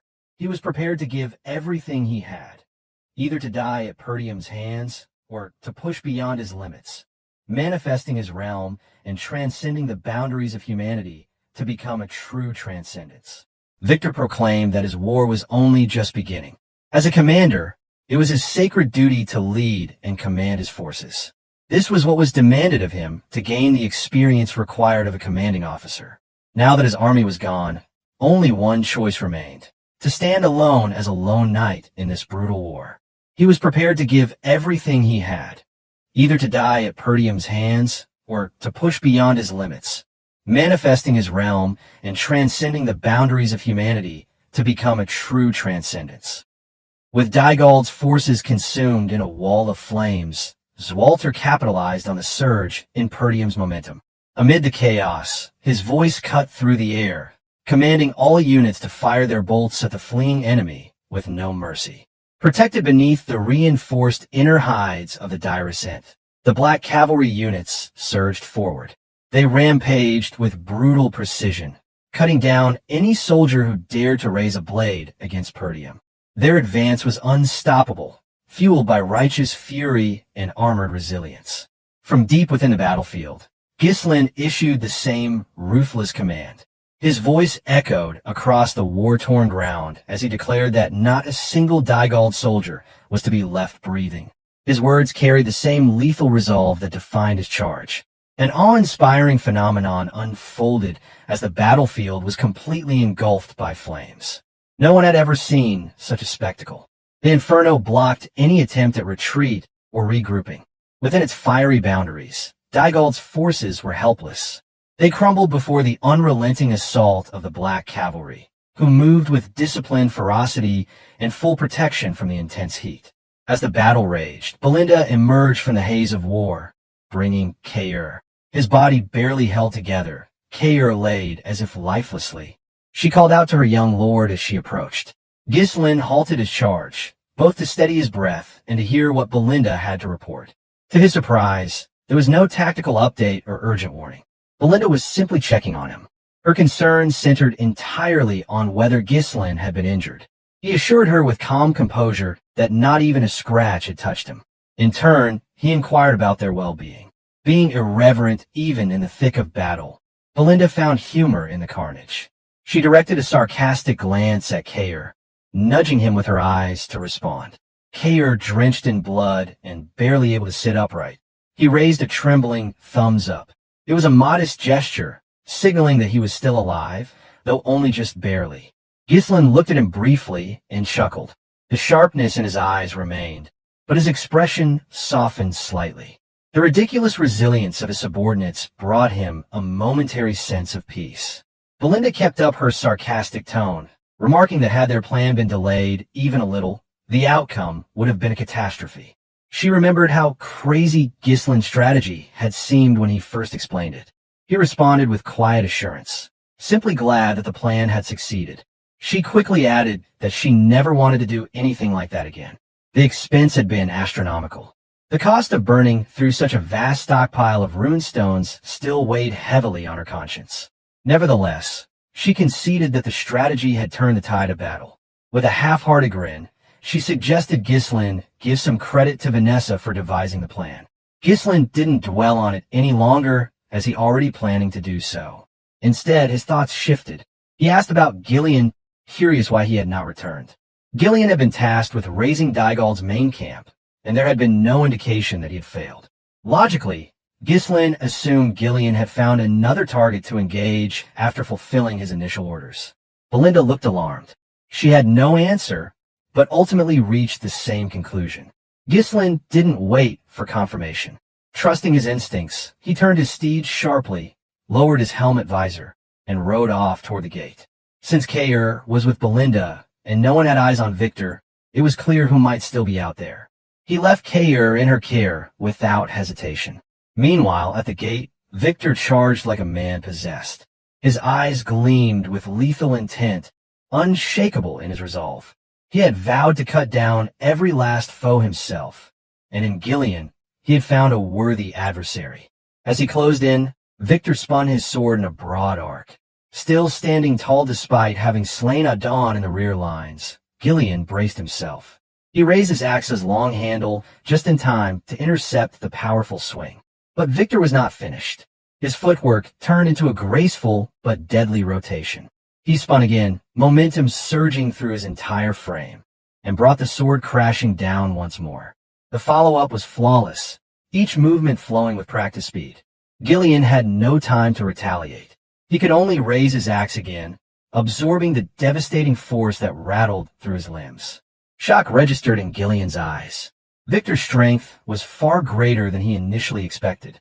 Every blow carried the weight of accumulated force, each one striking with increasing pressure. It wasn't merely strength, it was a lethal rhythm. Victor didn't pause. He unleashed a storm of attacks, forcing Ghislain into a retreat. Though both were seasoned warriors, Victor's precision was surgical. He moved like a weapon designed for facing swordmasters, forged through countless battles. By contrast, Ghislain stood his ground like a weathered lion. His strength came from years of surviving the harsh life of a mercenary. While his steps were slower, each stance radiated determination. His body endured, bruised and beaten, but his spirit remained unbroken, for now. Despite Victor's tactical prowess, the old lion refused to fall easily. In the midst of the clash, Ghislain managed a brief moment to rally. With renewed resolve, he unleashed a powerful counterattack, swinging his massive axe from behind as Victor charged into its range. The strike was aimed directly at the neck of the oncoming enemy. However, Victor reacted with inhuman reflexes. Launching himself into the air, he evaded the deadly swing completely. As he soared, his body spun in tandem with his sword, building momentum in perfect harmony between man and blade. Even before touching the ground, Victor had already positioned his blade for a decisive upward slash. His eyes burned with lethal intent, betraying no hesitation or fear. Upon landing, the swing came with deadly force. Battered but vigilant, Ghislain managed to twist his body just enough. The blade grazed his shoulder, sending blood splattering and knocking off the iron guard strapped to his arm. A pained hum escaped Ghislain's throat, a guttural sound of both agony and grit. Deep within, he assessed Victor's capabilities. His opponent, the Desmond County Hidden Sword, possessed absurd strength and speed, leaving no opportunities to exploit. Victor gave him no respite. Another charge followed immediately, forcing Ghislain into a defensive stance. At their level of mastery, a single misstep could result in instant death. The margin for error was non-existent. With unrelenting fury, Victor unleashed a barrage of strikes. His reputation as a field commander may have crumbled, but on the battlefield as a high-level knight, he proved unmatched. Each step forward from Victor pushed Ghislain 2 steps back, forcing the mercenary to brace and defend. Inwardly, Victor recognized the resistance. For a while, he had toyed with Ghislain, but the old lion's resilience began to irritate him. Furious that Ghislain had dared to push back so valiantly, Victor let loose a mental barrage of contempt, branding his foe a filthy mercenary rat. But Ghislain cared little for insults. He had already swung his axe with practiced determination. Their weapons met again, Victor's sword rising to deflect the crashing force of Ghislain's axe. He utilized the notch in the weapon to channel the energy and twist its path. With skilled precision, Victor hooked the axe with his blade, manipulating the leverage to his advantage. Ghislain instantly knew something was wrong. His grip weakened. The axe spun in the air, torn from his hands with stunning mastery. A loud crash echoed as the weapon landed far from reach. Behind them, the wall of fire still raged, casting violent shadows over their duel. Victor saw an opening and seized it. Now that Ghislain stood disarmed, he raised his blade once more for the final strike. Derision filled his thoughts as he prepared to kill a man he viewed as lowly and unworthy of facing him. Yet Ghislain's eyes remained sharp. He scanned every movement, calculating Victor's intent, searching for a thread of survival. Then came the thrust. Victor drove his sword straight into Ghislain's abdomen. Blood sprayed as the blade exited through his back. But Ghislain had not frozen. His vast combat experience had warned him just in time. Though unable to dodge completely, he twisted slightly, guiding the sword away from vital organs. The pain was intense, and a mouthful of blood erupted from his lips, but he lived. Victor noticed it as well. Ghislain's movement had blunted what should have been a fatal strike. Now, the mercenary clung to the embedded blade, gripping it with everything he had. For the first time, Victor reevaluated. He understood then that Ghislain's defeat of Adon had not been mere luck. Adon had been formidable, yet this man endured both that battle and the current one. It was reckless, perhaps even foolish, but it earned Victor's respect. In his final assessment, Victor acknowledged that Adon, of all people, would not have regretted falling to someone like Ghislain. With the decision made, Victor chose not to retract the blade, but to drive it deeper. He poured mana into the sword, intending to end the fight definitively. The command in his mind was absolute. He would make the old lion die here and now. But before the act could be completed, his instincts screamed in warning. Something was hurtling toward him with overwhelming force. A sword, imbued with a dense concentration of mana, tore through the air. Its trajectory was precise. It was aimed straight at Victor's head. Victor immediately abandoned his intention to finish off Ghislain. Instead, he gathered every ounce of physical strength, kicked Ghislain away from him, and propelled himself backward, tearing his sword free from Ghislain's desperate grip in the same motion. As his feet touched solid ground, Victor's head jerked toward the direction the sudden attack had come from. His thoughts raced. The very notion that someone within Perdium's ranks possessed the power of a high-level knight felt utterly impossible, completely outside any intelligence he had received. Measured and unwavering, Ghislain advanced across the battlefield, heading toward the two warriors locked in their fading duel. Ghislain now lay sprawled across the ground, drained of all strength, unable to mount any further resistance. Ghislain's arrival had, in that instant, spared the old mercenary from certain death. Victor drew in a sharp breath, shocked beyond words. He could not, for the life of him, identify the man who approached. This figure, commanding, armored, and confident, had never once appeared in the countless reports passed down from spies embedded within Perdium's forces. On the other hand, Ghislain exhaled in relief. Recognition settled over him as he saw the young master arrive to confront the hidden sword of Desmond County directly. As Ghislain closed the distance, he stooped to pick up the massive long-handled axe that once belonged to Ghislain. He twirled it playfully in his grasp, then let its weight rest naturally on his shoulder. Each step he took radiated authority. His breathing remained calm, his eyes unwavering. The wall of flames behind him roared, yet to him, the chaos felt like home. This was where he belonged, on the battlefield, where destruction reigned and resolve was tested. To those who had faced him, he was nothing short of a calamity. It was only then that Victor's realization hit. The black-armored figure before him was the same presence that had torn through Dygald's ranks with the black cavalry units. This was the unknown force, the devastating factor that had turned the tides of battle. With that understanding, Ghislain's third mana core surged to life. Power rippled through his body, flowing along a unique mana path refined through years of mastery. His eyes gleamed with lethal intent, a promise of retribution directed at the blade wielder who dared challenge Perdium's future. Ghislain moved. In the blink of an eye, or at least a blink to ordinary men, he covered the 30 paces that separated him from Victor. For martial masters like these two, time stretched, and every fraction of a moment held entire movements. The axe radiated a fierce, chilling edge as Ghislain charged, adding to its crimson hue, still stained with the blood of the foes Ghislain had slain. Rising into the air with a fluid leap, Ghislain pulled back the axe, drawing on momentum greater than what Ghislain had ever summoned with the same weapon. Satisfaction flickered in his expression. The regression had strengthened him. With it, he could deliver death to Perdium's enemies 2 times over. Victor responded instinctively, sword raised to meet the incoming strike. As their blades met, a thunderous explosion shattered the surrounding air. Though both used mana to shield themselves from the scorching wall of flames that hemmed them in, the raw force behind their weapons remained monstrous. Despite the impact, Victor held his ground.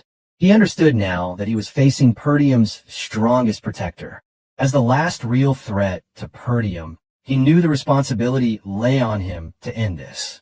Yet, in the moment of collision, he also recognized that his opponent's strength matched his own.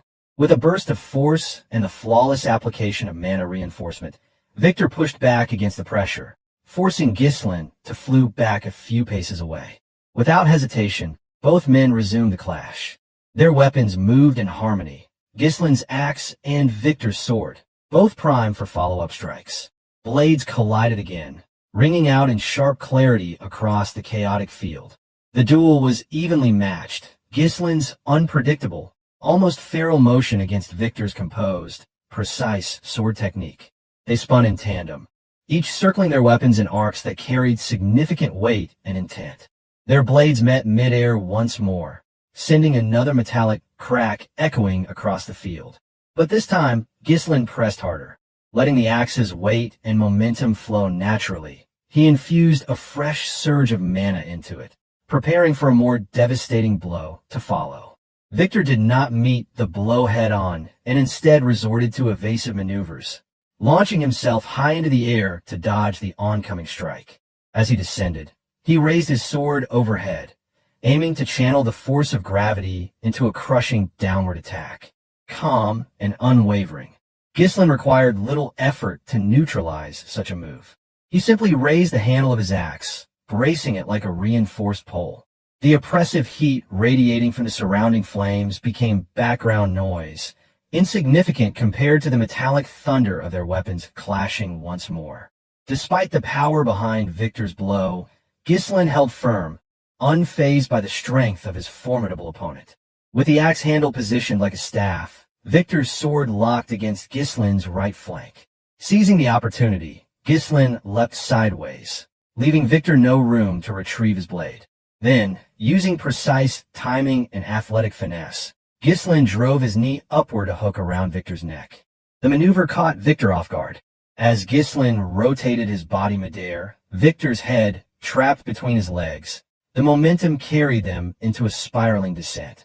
This unorthodox move left Victor helpless, unable to counter the unfamiliar technique. With a resounding crash, Ghislain slammed his opponent into the ground. Victor cried out in pain as the impact reverberated through his body. There was no escaping the blow. He had been forced to absorb it entirely. Gritting his teeth, he staggered upright, landing several paces from the black-armored knight, now gripping a blood-streaked axe. His mind raced with a question. Since when had someone of such power been hidden within Perdium's forces? He tried to analyze Ghislain's unpredictable movements, realizing any lapse in concentration could mean his death. Staying composed, Ghislain finally addressed him. He asserted that he knew exactly who Victor was. He spoke of the Dygald forces and their strategies, indicating a deeper awareness that extended even to Desmond County's secret hand in the military buildup. Having already made the decision to kill Victor, Ghislain saw no reason to hold back and elaborated further. He knew that Victor was Desmond County's hidden sword, and he also acknowledging the Duchy's manipulation from the shadows. Now fully aware of the trap closing in around him, Victor's mind reeled. Could Perdium have uncovered such a classified operation? The possibility left him unsettled. Nevertheless, he tightened his grip on his sword and prepared to stand once more. Without hesitation, he charged Ghislain again, shouting out a defiant rejection of what he deemed nonsense. He believed there was no possible way Perdium had unearthed details of this top-secret mission. Their blades clashed again. As the skirmish resumed, Victor's thoughts swirled with disbelief. He was supposed to be a shadow, a covert weapon known to only a select few within Desmond County. His anonymity had been his greatest asset. Ghislain remained collected. He pulled his axe back behind him, rotated his stance, and delivered a crushing downward blow. Victor reacted swiftly, raising his sword and bracing himself for the attack. Their weapons met with another explosive burst of energy. Victor dismissed the idea that Ghislain truly knew his identity. He chalked the claim up to battlefield provocation, a psychological ploy meant to shake his focus. Refusing to waver, Victor renewed his concentration. The two continued their duel in close quarters, exchanging blows as equals. The blistering flames surrounding them became a forgotten backdrop. With sudden intensity, Victor unleashed a wide sword arc and roared that he would not be fooled by cheap tricks. At nearly the same instant, Ghislain launched himself into the air, bracing his axe like a pole to block the diagonal strike. Victor anticipated another unconventional assault. As Ghislain spun midair, he brought his axe down in a punishing arc fueled by momentum. Victor narrowly escaped the blow, stepping aside and pulling his sword back in one motion. Capitalizing on the opening, Victor brought his weapon down in a decisive swing. Yet Ghislain was resourceful as he pivoted around the axe's embedded handle, now lodged in the earth. Like a gymnast using a horizontal bar, he rotated his body and slipped just out of range. Using that rotational energy and putting mana into his leg, Ghislain unleashed a crushing kick aimed at Victor's head. The force of it sent Victor flying backward, another devastating exchange in a duel that refused to relent. The force of the kick left Victor's head ringing, the impact denting his helmet with a painful crunch. Ghislain, however, showed no signs of letting up. Using the remaining momentum, he swept the axe into position for another devastating strike. It was a direct embodiment of his brutal technique, a manifestation of controlled rage forged to bury his enemies beneath unrelenting power. Victor raised his sword just in time. The clash of steel rang out, deafening and fierce, as Ghislain's crushing power forced him down to one knee. Every fiber of Victor's being strained against the impact, and yet the pressure did not ease. Ghislain's assault continued with terrifying weight, as though the axe had a will of its own to crush and conquer. Victor's resistance collapsed, the weapon hammering downward until a burst of mana exploded outward. With a final blow, the axe struck directly atop Victor's helmet. The force was so great that the helmet tore free, blood splashing across the scorched ground. Still on one knee, Victor gasped for breath, his fingers clenched tightly around his sword. This war had already cost him dearly. Thousands of soldiers were lost to a force of only 1,000, and now in single combat, he was being overpowered by a knight whose name he didn't even know.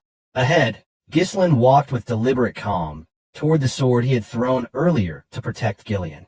He moved as if unbothered by the smoke and flames. The black armor he wore gleamed with menace in stark contrast to Victor's silver plating, now marred by soot and blood. With a smooth motion, Ghislain picked up his greatsword and twirled it with ease, testing the balance. Though the long-handled axe had served its purpose, the greatsword felt more natural in his grip. Crimson light reflected off its blood-stained blade, and in that moment, he was no longer a knight. He was the executioner. Even Desmond County's hidden sword failed to challenge him. Victor's breath hitched as he asked aloud the identity of the Black Knight. Ghislain knew that Victor planned to retreat with whatever forces remained. Yet no such escape would be permitted.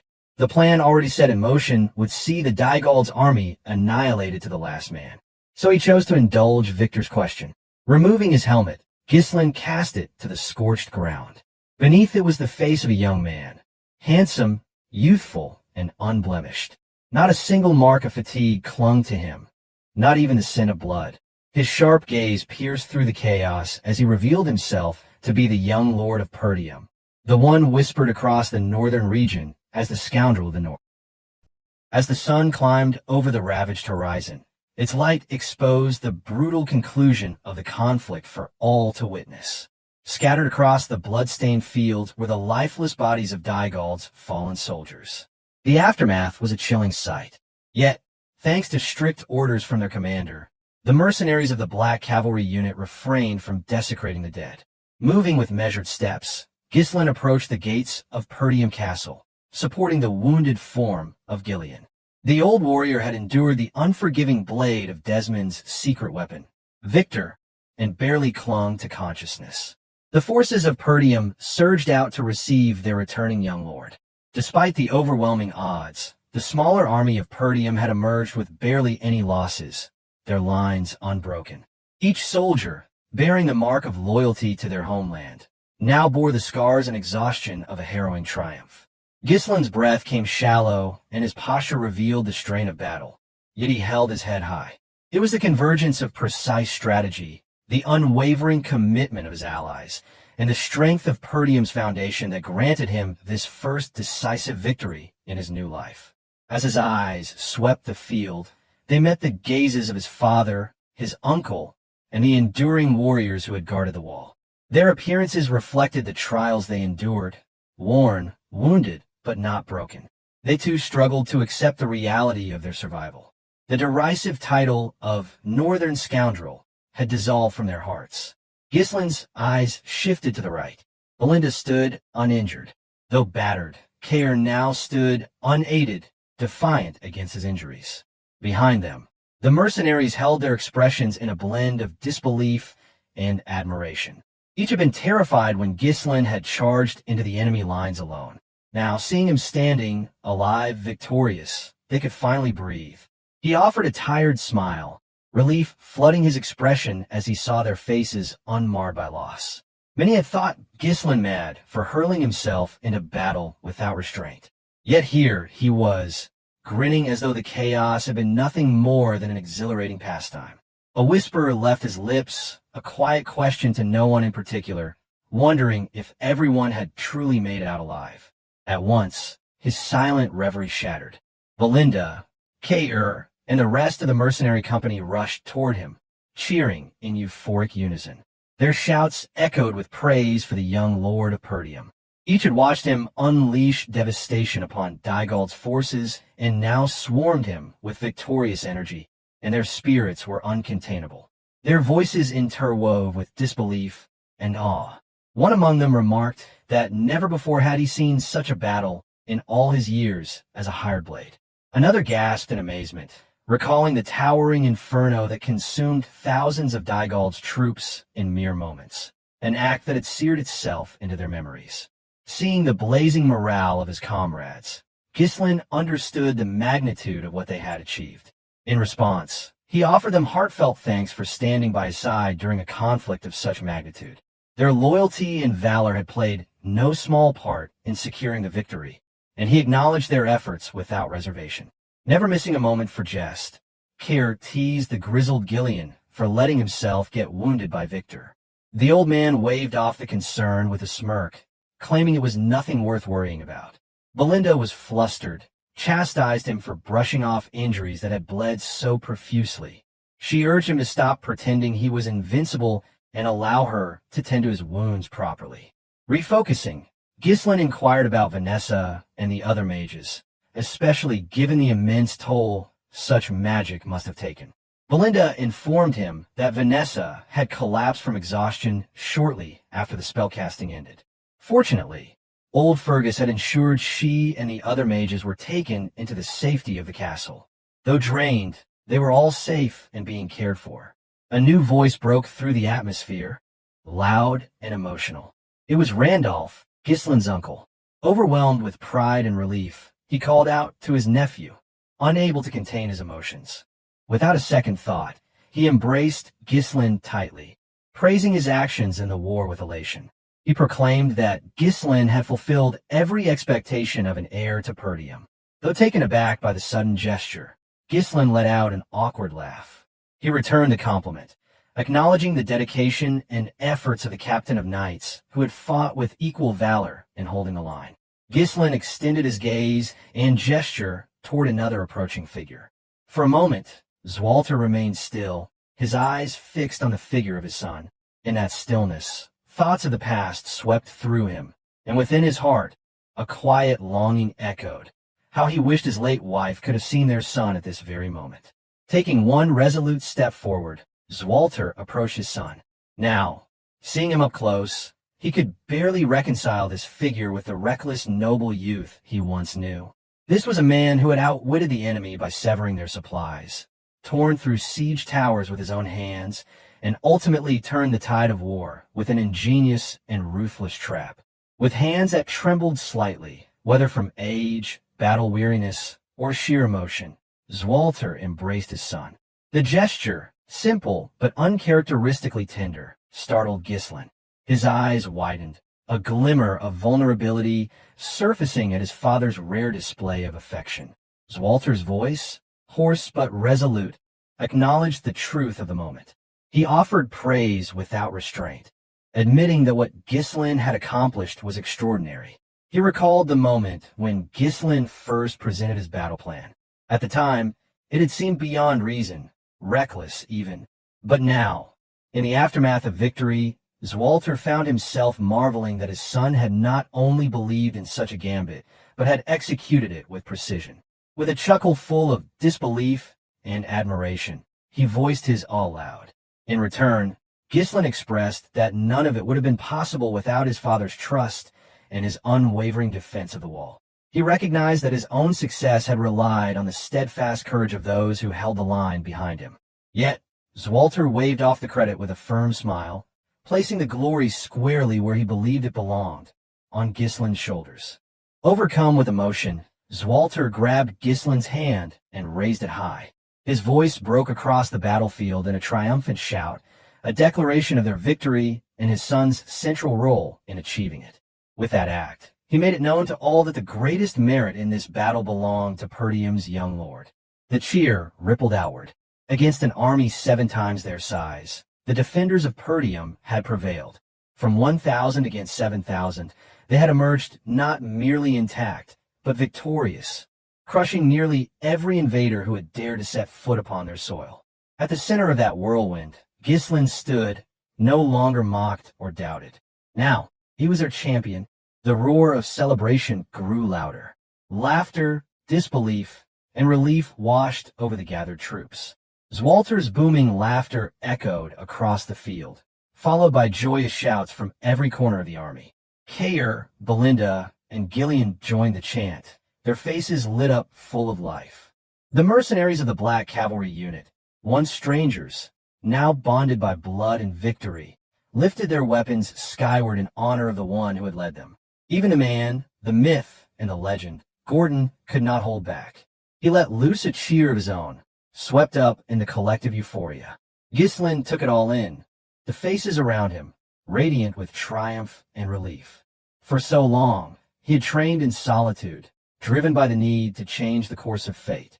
The path he had walked had been steeped in sacrifice. But now, watching those he cared for laugh and celebrate, he knew that the struggle had meaning. In his previous life, vengeance had fueled his rise, dragging him through a brutal ascent among the strongest warriors on the continent. But this time, something had changed. Though the reasons behind his return to this point in time remained a mystery, his vow had been clear, to safeguard Perdium at all costs. And for now, Perdium still stood.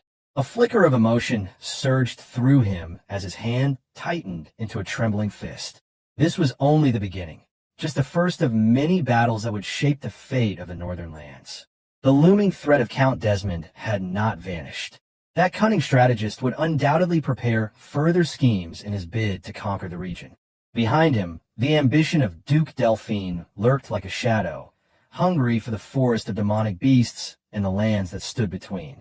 And with the king stricken by illness, the throne had become but a hollow seat of power, leaving the realm ripe for the taking. As the triumphant chants and cheers gradually faded, Randolph remarked that it was time to pull the soldiers back and began attending to the injured. At his side, Zwalter nodded in agreement and turned his attention to his son. He instructed Ghislain to call back the mercenaries and rest while he had the chance. However, Ghislain did not yield. His reply came swiftly and without a hint of compromise, causing Zwalter to snap back abruptly before falling silent to listen. Ghislain firmly asserted there was no time, emphasizing the urgent need to formally secure Count Dygald's surrender immediately. Zwalter dismissed the urgency, reassuring Ghislain that the matter could be addressed the following day. However, Ghislain countered sharply, insisting that waiting until tomorrow would be too late. He proposed setting off immediately for Dygald's territory with the mercenaries, requesting Zwalter grant him the authority of the Lord's proxy. Randolph recognized the gravity of invoking the Lord's proxy, but chose to remain silent. Zwalter, perplexed by Ghislain's insistence on haste, reminded Ghislain that the war had just concluded. He recommended Ghislain and his unit rest, acknowledging their evident fatigue. Typically, during territorial conflicts, each faction would carefully prepare to negotiate advantageous terms. However, only Ghislain fully understood the critical necessity for immediate action, so he firmly asserted that the war would not truly conclude until Count Dygald formally surrendered. Recognizing the gravity in Ghislain's tone, Zwalter ceased arguing and began carefully attending to his son's explanation. Ghislain added that Count Dygald had initiated hostilities explicitly to shatter their alliance and seize their territory. He emphasized that providing Dygald any respite or opportunity for reflection could prove perilous, as it might encourage a sudden renewal of aggression at any moment. This urgency compelled Ghislain to request the authority of the Lord's proxy, enabling an immediate strike and placing Perdium in a position to demand stringent compensatory conditions. Ghislain intended these terms to be severe enough that Count Dygald would never again risk aggression against Perdium. Meanwhile, Zwalter studied his son with quiet astonishment. This wasn't the brash noble he once doubted. Ghislain was thinking several moves ahead, far beyond celebration or sentiment. He was ensuring a victory that would last. At last, Zwalter gave his approval. He handed over the authority of the Lord's proxy, entrusting Ghislain to act in his stead and complete the campaign on Perdium's behalf. Ghislain responded with a subtle bow. Zwalter added one final instruction: treat Count Dygald with the courtesy due a nobleman who once stood as an ally. Whatever had transpired, Dygald was still a peer of the realm, and appearances mattered in the eyes of the kingdom. Ghislain had no intention of inciting his father's ire, and told him not to worry. Just like when he ventured into the forest of demonic beasts, Ghislain would only do something questionable and ask for forgiveness afterward. Turning then to his comrades, Ghislain asked whether they were still able to move. Kair clapped a hand to his side and confirmed with a grin that his injuries were nothing but shallow scratches. Belinda also nodded, ready to march again. Gillian tried to join the vanguard, but Ghislain cut him off firmly, instructing him to rest and recover instead. With their orders in hand, Ghislain and his mercenaries mounted their steeds. The clatter of hooves on stone and earth rang out as the black cavalry unit formed up behind him. Ghislain gave a single command, and they moved out at full speed toward Dygald's territory. This was not just the end of skirmish. It was the sealing of a victory, and Ghislain intended to conclude this war properly, leaving no thread unraveled and no enemy doubt left to fester. At Dygald Castle, the atmosphere inside the Lord's chambers was suffocating. Count Thamos had already ordered the raising of the white flag, a visible sign of surrender fluttering over the walls. Yet his fury showed no signs of calming. Rage boiled just beneath the surface of his skin. He had poured the entire financial lifeblood of his estate into this war, convinced that it would be a swift and glorious victory. Now, all of it had gone up in smoke, and the shame that clung to him was unbearable. His chest tightened, his vision blurred, as though the entire world had been swallowed by a thick, choking fog. He had once scoffed at Perdium, deriding it as little more than a rustic borderland ruled by a relic of honor and outdated tradition. He could scarcely believe it. How in all the realms could Count Desmond, the one known as the Northern Beast, the strongest in the region, fail to face those Perdium bastards? One of his most loyal officials, Lowell pleaded with his lord to compose himself, to see reason and preserve what dignity and structure remained. But Thamos, lost to his anger, barked back that nothing about the current situation warranted calm. What good was composure when everything around him was collapsing?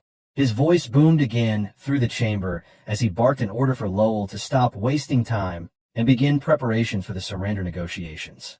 When the confused official hesitated, asking what he meant, Thamos snapped. They would offer reparations. Surely Count Perdium, with his obsession for honor and formalities, would accept terms and retreat. After all, Perdium was not flush with wealth. Thamos assumed that with the right offers on the table, Zwalter would take the bait. It was simple. Cast Desmond as the real villain, absolve himself, and salvage what he could of his house. But Lowell's face paled further as he hesitantly revealed that his treasury was empty. Every coin had been poured into the campaign. Even the idea of offering a few neighboring baronies or a percentage of tax revenues over several years might fall short. In a flash, Thamos leapt forward and seized Lowell by the neck. The official, never trained for violence, gasped and choked under the weight of his lord's fury.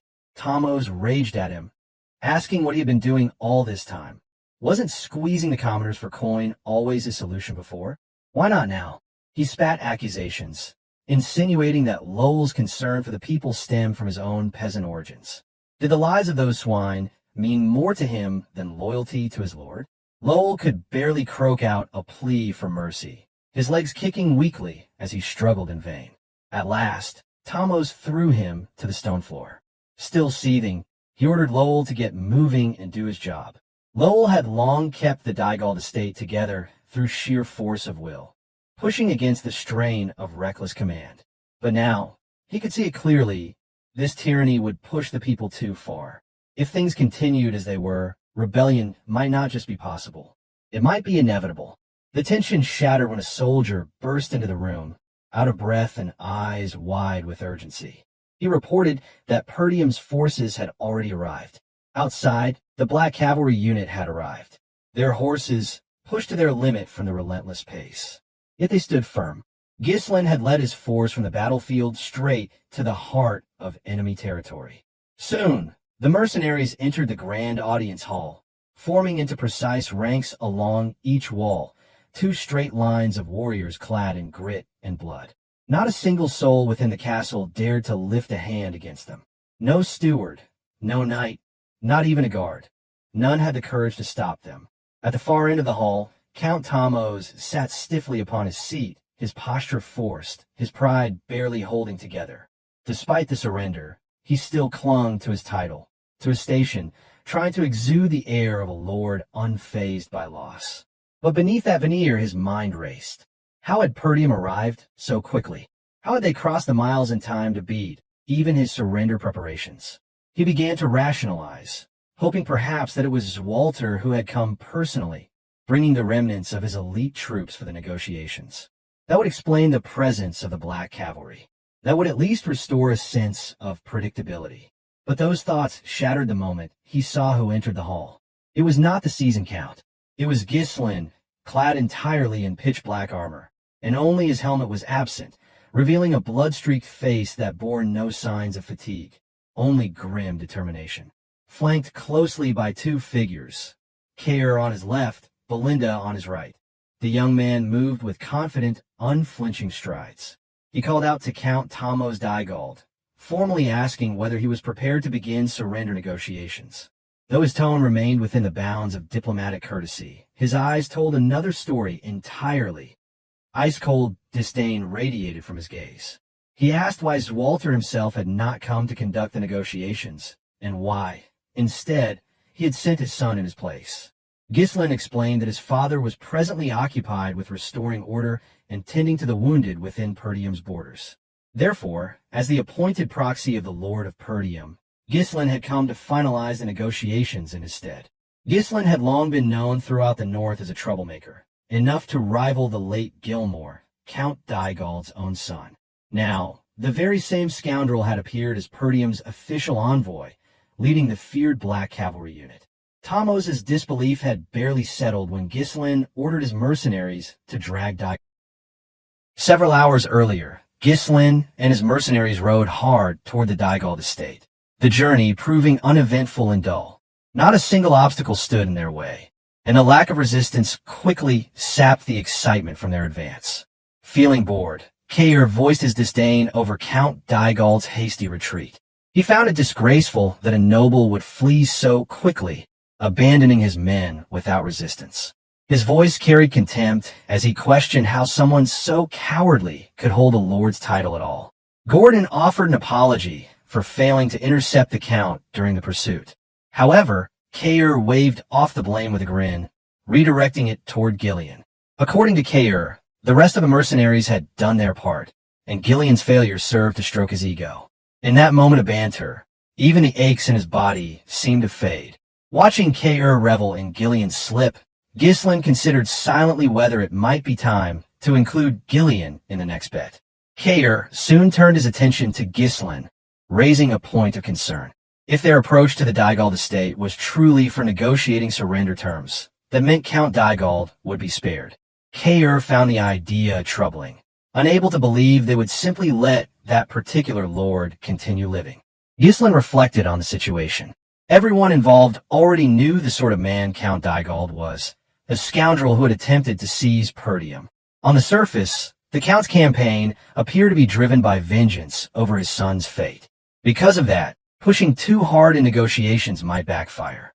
Kair scowled as Ghislain explained that, in all likelihood, Tamos would settle for haggling over reparations and leave the rest untouched. The way nobles resolved wars felt entirely detached from the grim, blood-stained reality that mercenaries faced. In his mind, they should have just stormed the castle and ended it all. Nearby, Belinda asked whether he truly believed matters between nobles could be resolved so simply. Kair responded that, in the end, whether noble or mercenary, they were all just people. He questioned whether nobles thought themselves gods, entitled to act however they pleased, especially since they had initiated the war. From ahead, Ghislain urged Kair not to dwell on it. He noted that this course of action aligned with what his father would have done. With that statement, he brought the discussion to a close. Yet Belinda's eyes lingered on Ghislain with unease. His father might have left Count Dygald alive in the name of diplomacy or noble conduct. But the question that troubled her was not what the Lord would have done. It was what the son might choose instead. A smile touched Ghislain's lips as if in answer to that silent worry. He saw himself as different from his father. Nothing, not even a warning from Zwalter himself, would deter him from enacting his will. That was precisely why he had requested the authority of the Lord's proxy, to come to Dygald estate personally, under his father's name, but with his own purpose. Upon arriving at the gates, he resolved that Dygald would be claimed as his own. The task was clear: execute its disgraced lord without causing complications for Perdium. Such was the intent when he entered the estate. Thamos, the count in question, had not expected Ghislain. He anticipated the presence of Zwalter and was visibly unsettled to find the son in his place. Ghislain did not arrive with the pomp of a victorious noble. There was no arrogance in his bearing, only a firm, unshakable determination. Contrary to his father's likely approach, Ghislain wasted no time. After exchanging only a few formal words, he issued a clear command. His mercenaries were to bring Count Dygald to his knees.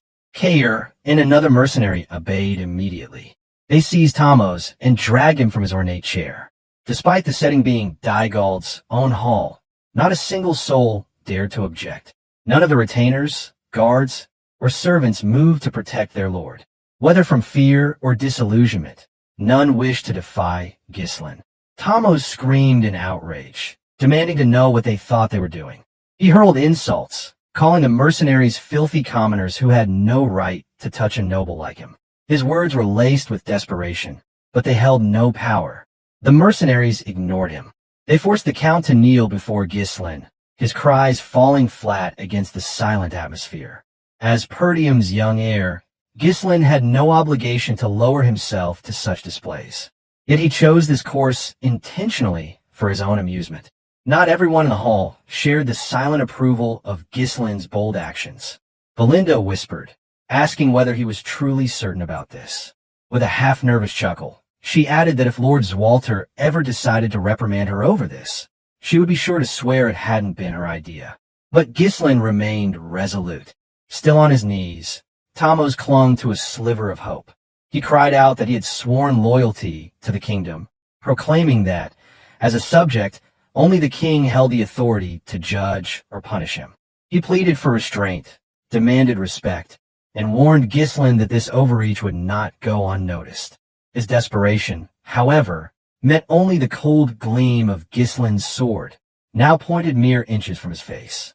The young lord did not waver. With unflinching composure, he pronounced his judgment. Thamos Dygald was a traitor, he declared, a man who had broken the alliance and sought to seize Perdium, seduced by the promises whispered by the enemies. He framed the count's actions as a quiet defection, not a war of vengeance, but one of opportunism. In that moment, Ghislain's killing intent surged. The pressure it radiated was crushing, far too heavy for someone like Thamos to withstand. That overwhelming presence delivered the message clearly. Those who turned against Perdium had only one fate awaiting them: death. Stunned, Thamos stared at the outstretched blade, struggling to process what was happening. With disbelief in his voice, he asked if Ghislain truly intended to kill him. Ghislain did not hesitate. After dragging countless others into this conflict, he stated it was only right that Thamos put his own life on the line or pay the price that befitted his actions. Tears welled in the corner of the count's eyes. The realization struck like a blow. This was the scoundrel of the north, the unpredictable firebrand, whose reputation as a madman. Thamos understood now that Ghislain might indeed face punishment from the kingdom, but none of that would matter to a man already dead. Ghislain raised his sword high, the movement fluid and final. The killing intent behind the motion left no room for doubt.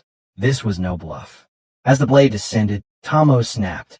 Panic took hold of his voice, and he shouted for the young lord to wait.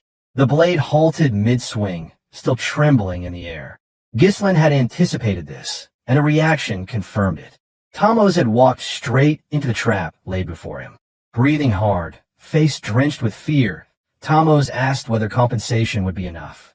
This was no formal negotiation, but it was an agreement all the same, made under the shadow of a drawn blade. And so, Tamos offered what he still held, his land, a few baronies of Dygald, as reparations to Perdium. Belinda flinched at the declaration. Even Lowell, who had remained still and alert behind them, stiffened. The offer was unprecedented. A noble without land was no noble at all. Ghislain's expression shifted, though only slightly. A faint smile threatened to surface, but he suppressed it. Internally, he had known the Count would make such an offer, but he also understood the importance of closing the deal properly. Until the terms were sealed, there could be no celebration. He pointed out the issue without missing a beat. Inheritance laws forbade the casual transfer of territory. Only family or rightful heirs could inherit a domain. Accounts such as Tamos should understand that better than anyone. It cannot simply be traded like market goods. Tamos' voice now laced with urgency. He insisted he would handle the technicalities. In his desperation, he proposed recognizing Ghislain as a distant blood relative. His vassals, he claimed, could fabricate the necessary documents. All that Ghislain needed to do was accept them. Without waiting for consent, he barked at Lowell, ordering him to bring paper and pen immediately. Still, Ghislain hesitated aloud, suggesting that land alone might not be enough. The implication was clear. He expected more. Tamos caught the meaning instantly. In a hurried tone, he promised restitution funds on top of the land. Though the gold wasn't presently available, he swore he would extract it through taxes. He only needed a little time to squeeze the funds from his people through any means necessary. For Tamos, the only remaining thought was simple. A poor lord was still better than a dead one. Desperation seized him entirely. He offered and promised everything he could think of, now reduced to begging for Ghislain's mercy in hopes of being spared. Ghislain regarded the broken noble with quiet disdain. Inwardly, he questioned whether this man's life was truly worth clinging to so desperately. A lord reduced to this was hardly a lord at all. Then, to Tamos' astonishment, Ghislain declared that he would give him a chance. Elation surged through the Count, who in his mind already began forming a plan. He could take refuge with a loyal ally, send word to the capital, and perhaps, in time, reclaim his lost territory. But before those thoughts could fully form, Ghislain abruptly grabbed him by the front of his armor and hauled him up with brute force.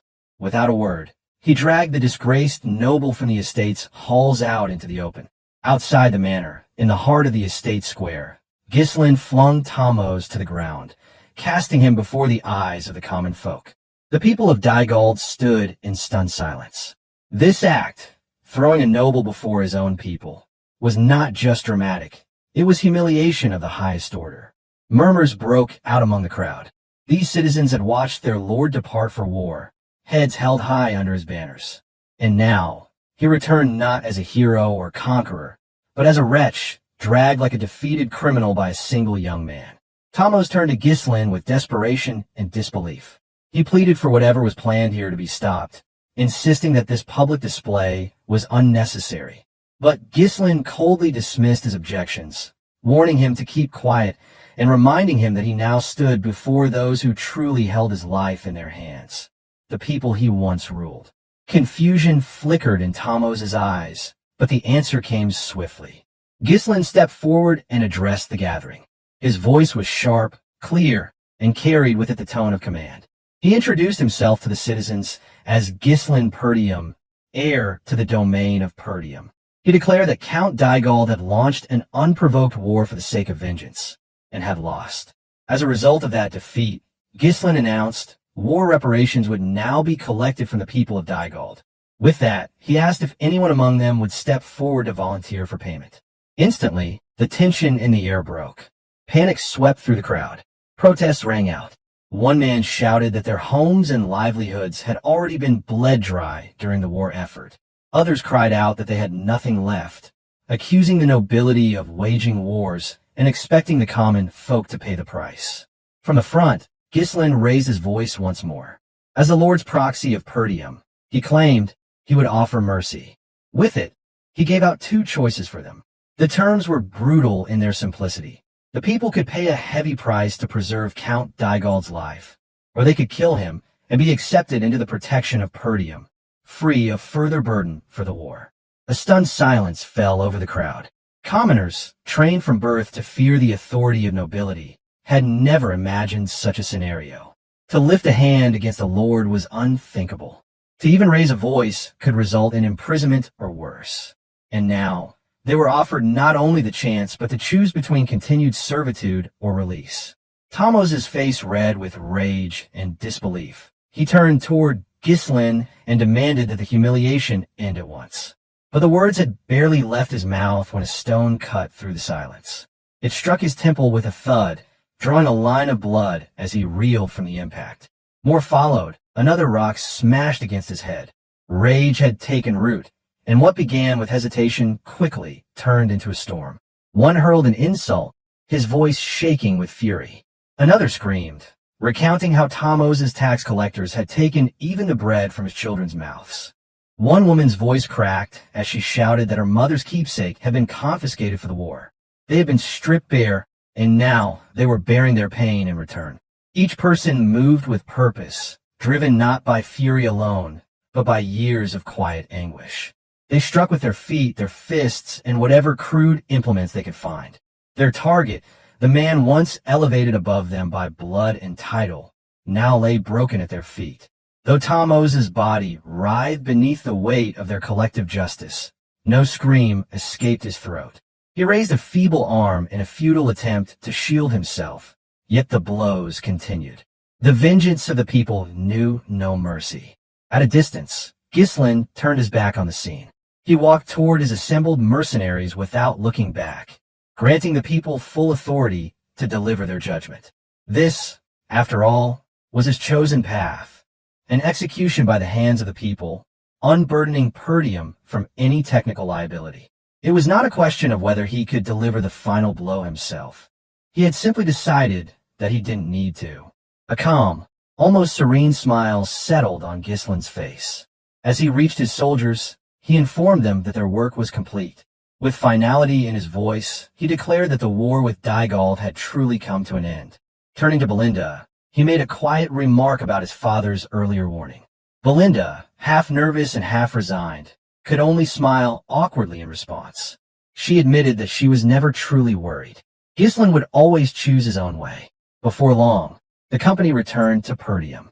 The moment Ghislain delivered the details of the campaign's conclusion, the entire hall fell into stunned silence. A cold sweat trickled down the backs of Perdium's gathered vassals. Even Lord Zwalter himself showed unease.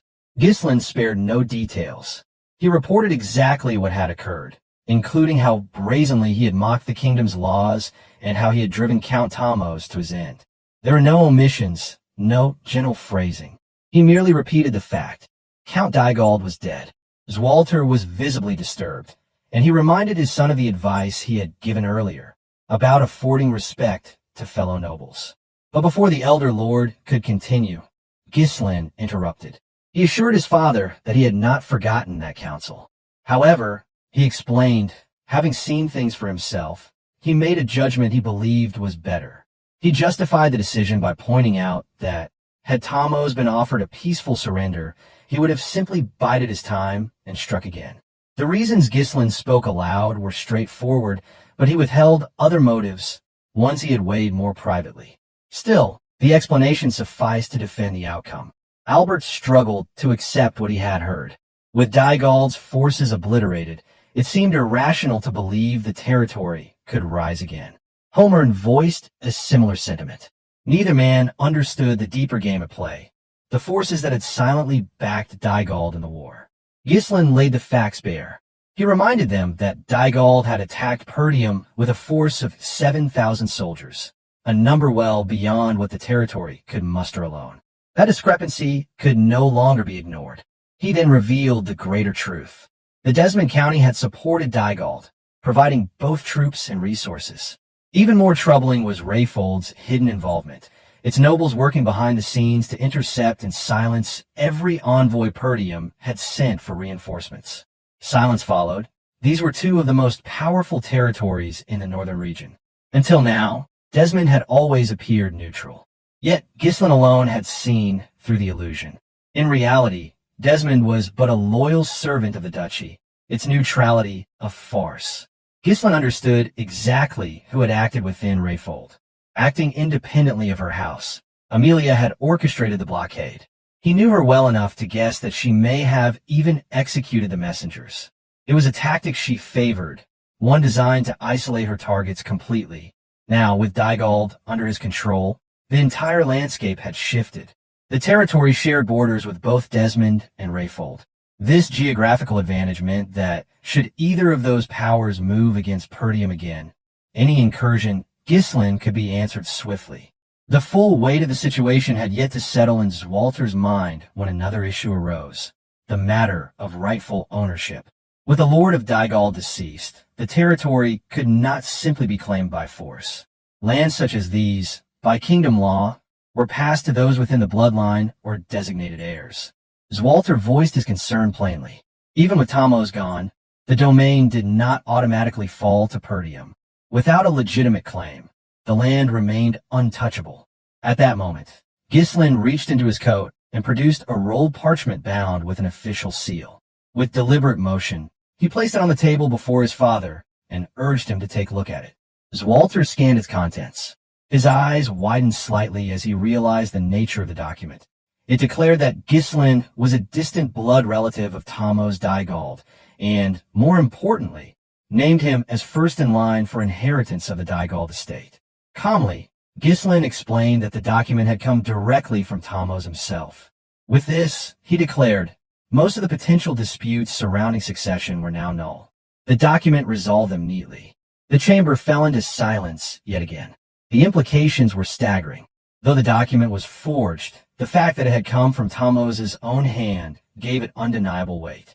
Legitimacy, after all, was as much about perception as law, and the lands in question were what Ghislain had claimed as his reward for ending a war no one else dared resolve with such finality.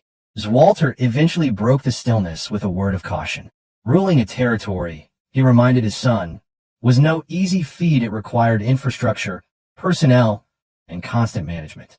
Did Ghislain truly have enough people to oversee such a large tract of land? Ghislain met the question with a confident smile.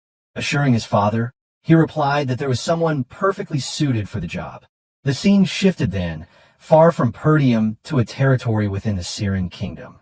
Austin, a city known less for nobility and more for chance. Within its borders lived a legendary figure Ghislain remembered well from a life before this one. A bustling tavern set the stage, its interior thick with the scent of smoke and sweat. The room was alive with noise, gamblers laughing, shouting, cursing, cheering. Austin was a haven for those who trusted in luck, and tonight, all eyes were fixed on a particular table. At its center sat a man named Claude. Claude faced a figure who led one of the local thug crews, a bald, muscular man flanked by grim-looking subordinates. The tension hung heavy in the air, yet Claude remained entirely unbothered. There was no fear in his posture, no hesitation in his gaze. A true gambler at heart, he sat as if he owned the place. With practiced ease, Claude swept 4 dice into a cup in one smooth motion, his fingers precise.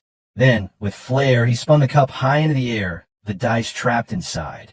When the cup came down, he slammed it against the table, upside down, keeping the contents sealed. The bald man warned him darkly, reminding him of the consequences of cheating. But Claude, still grinning, gave no sign of intimidation.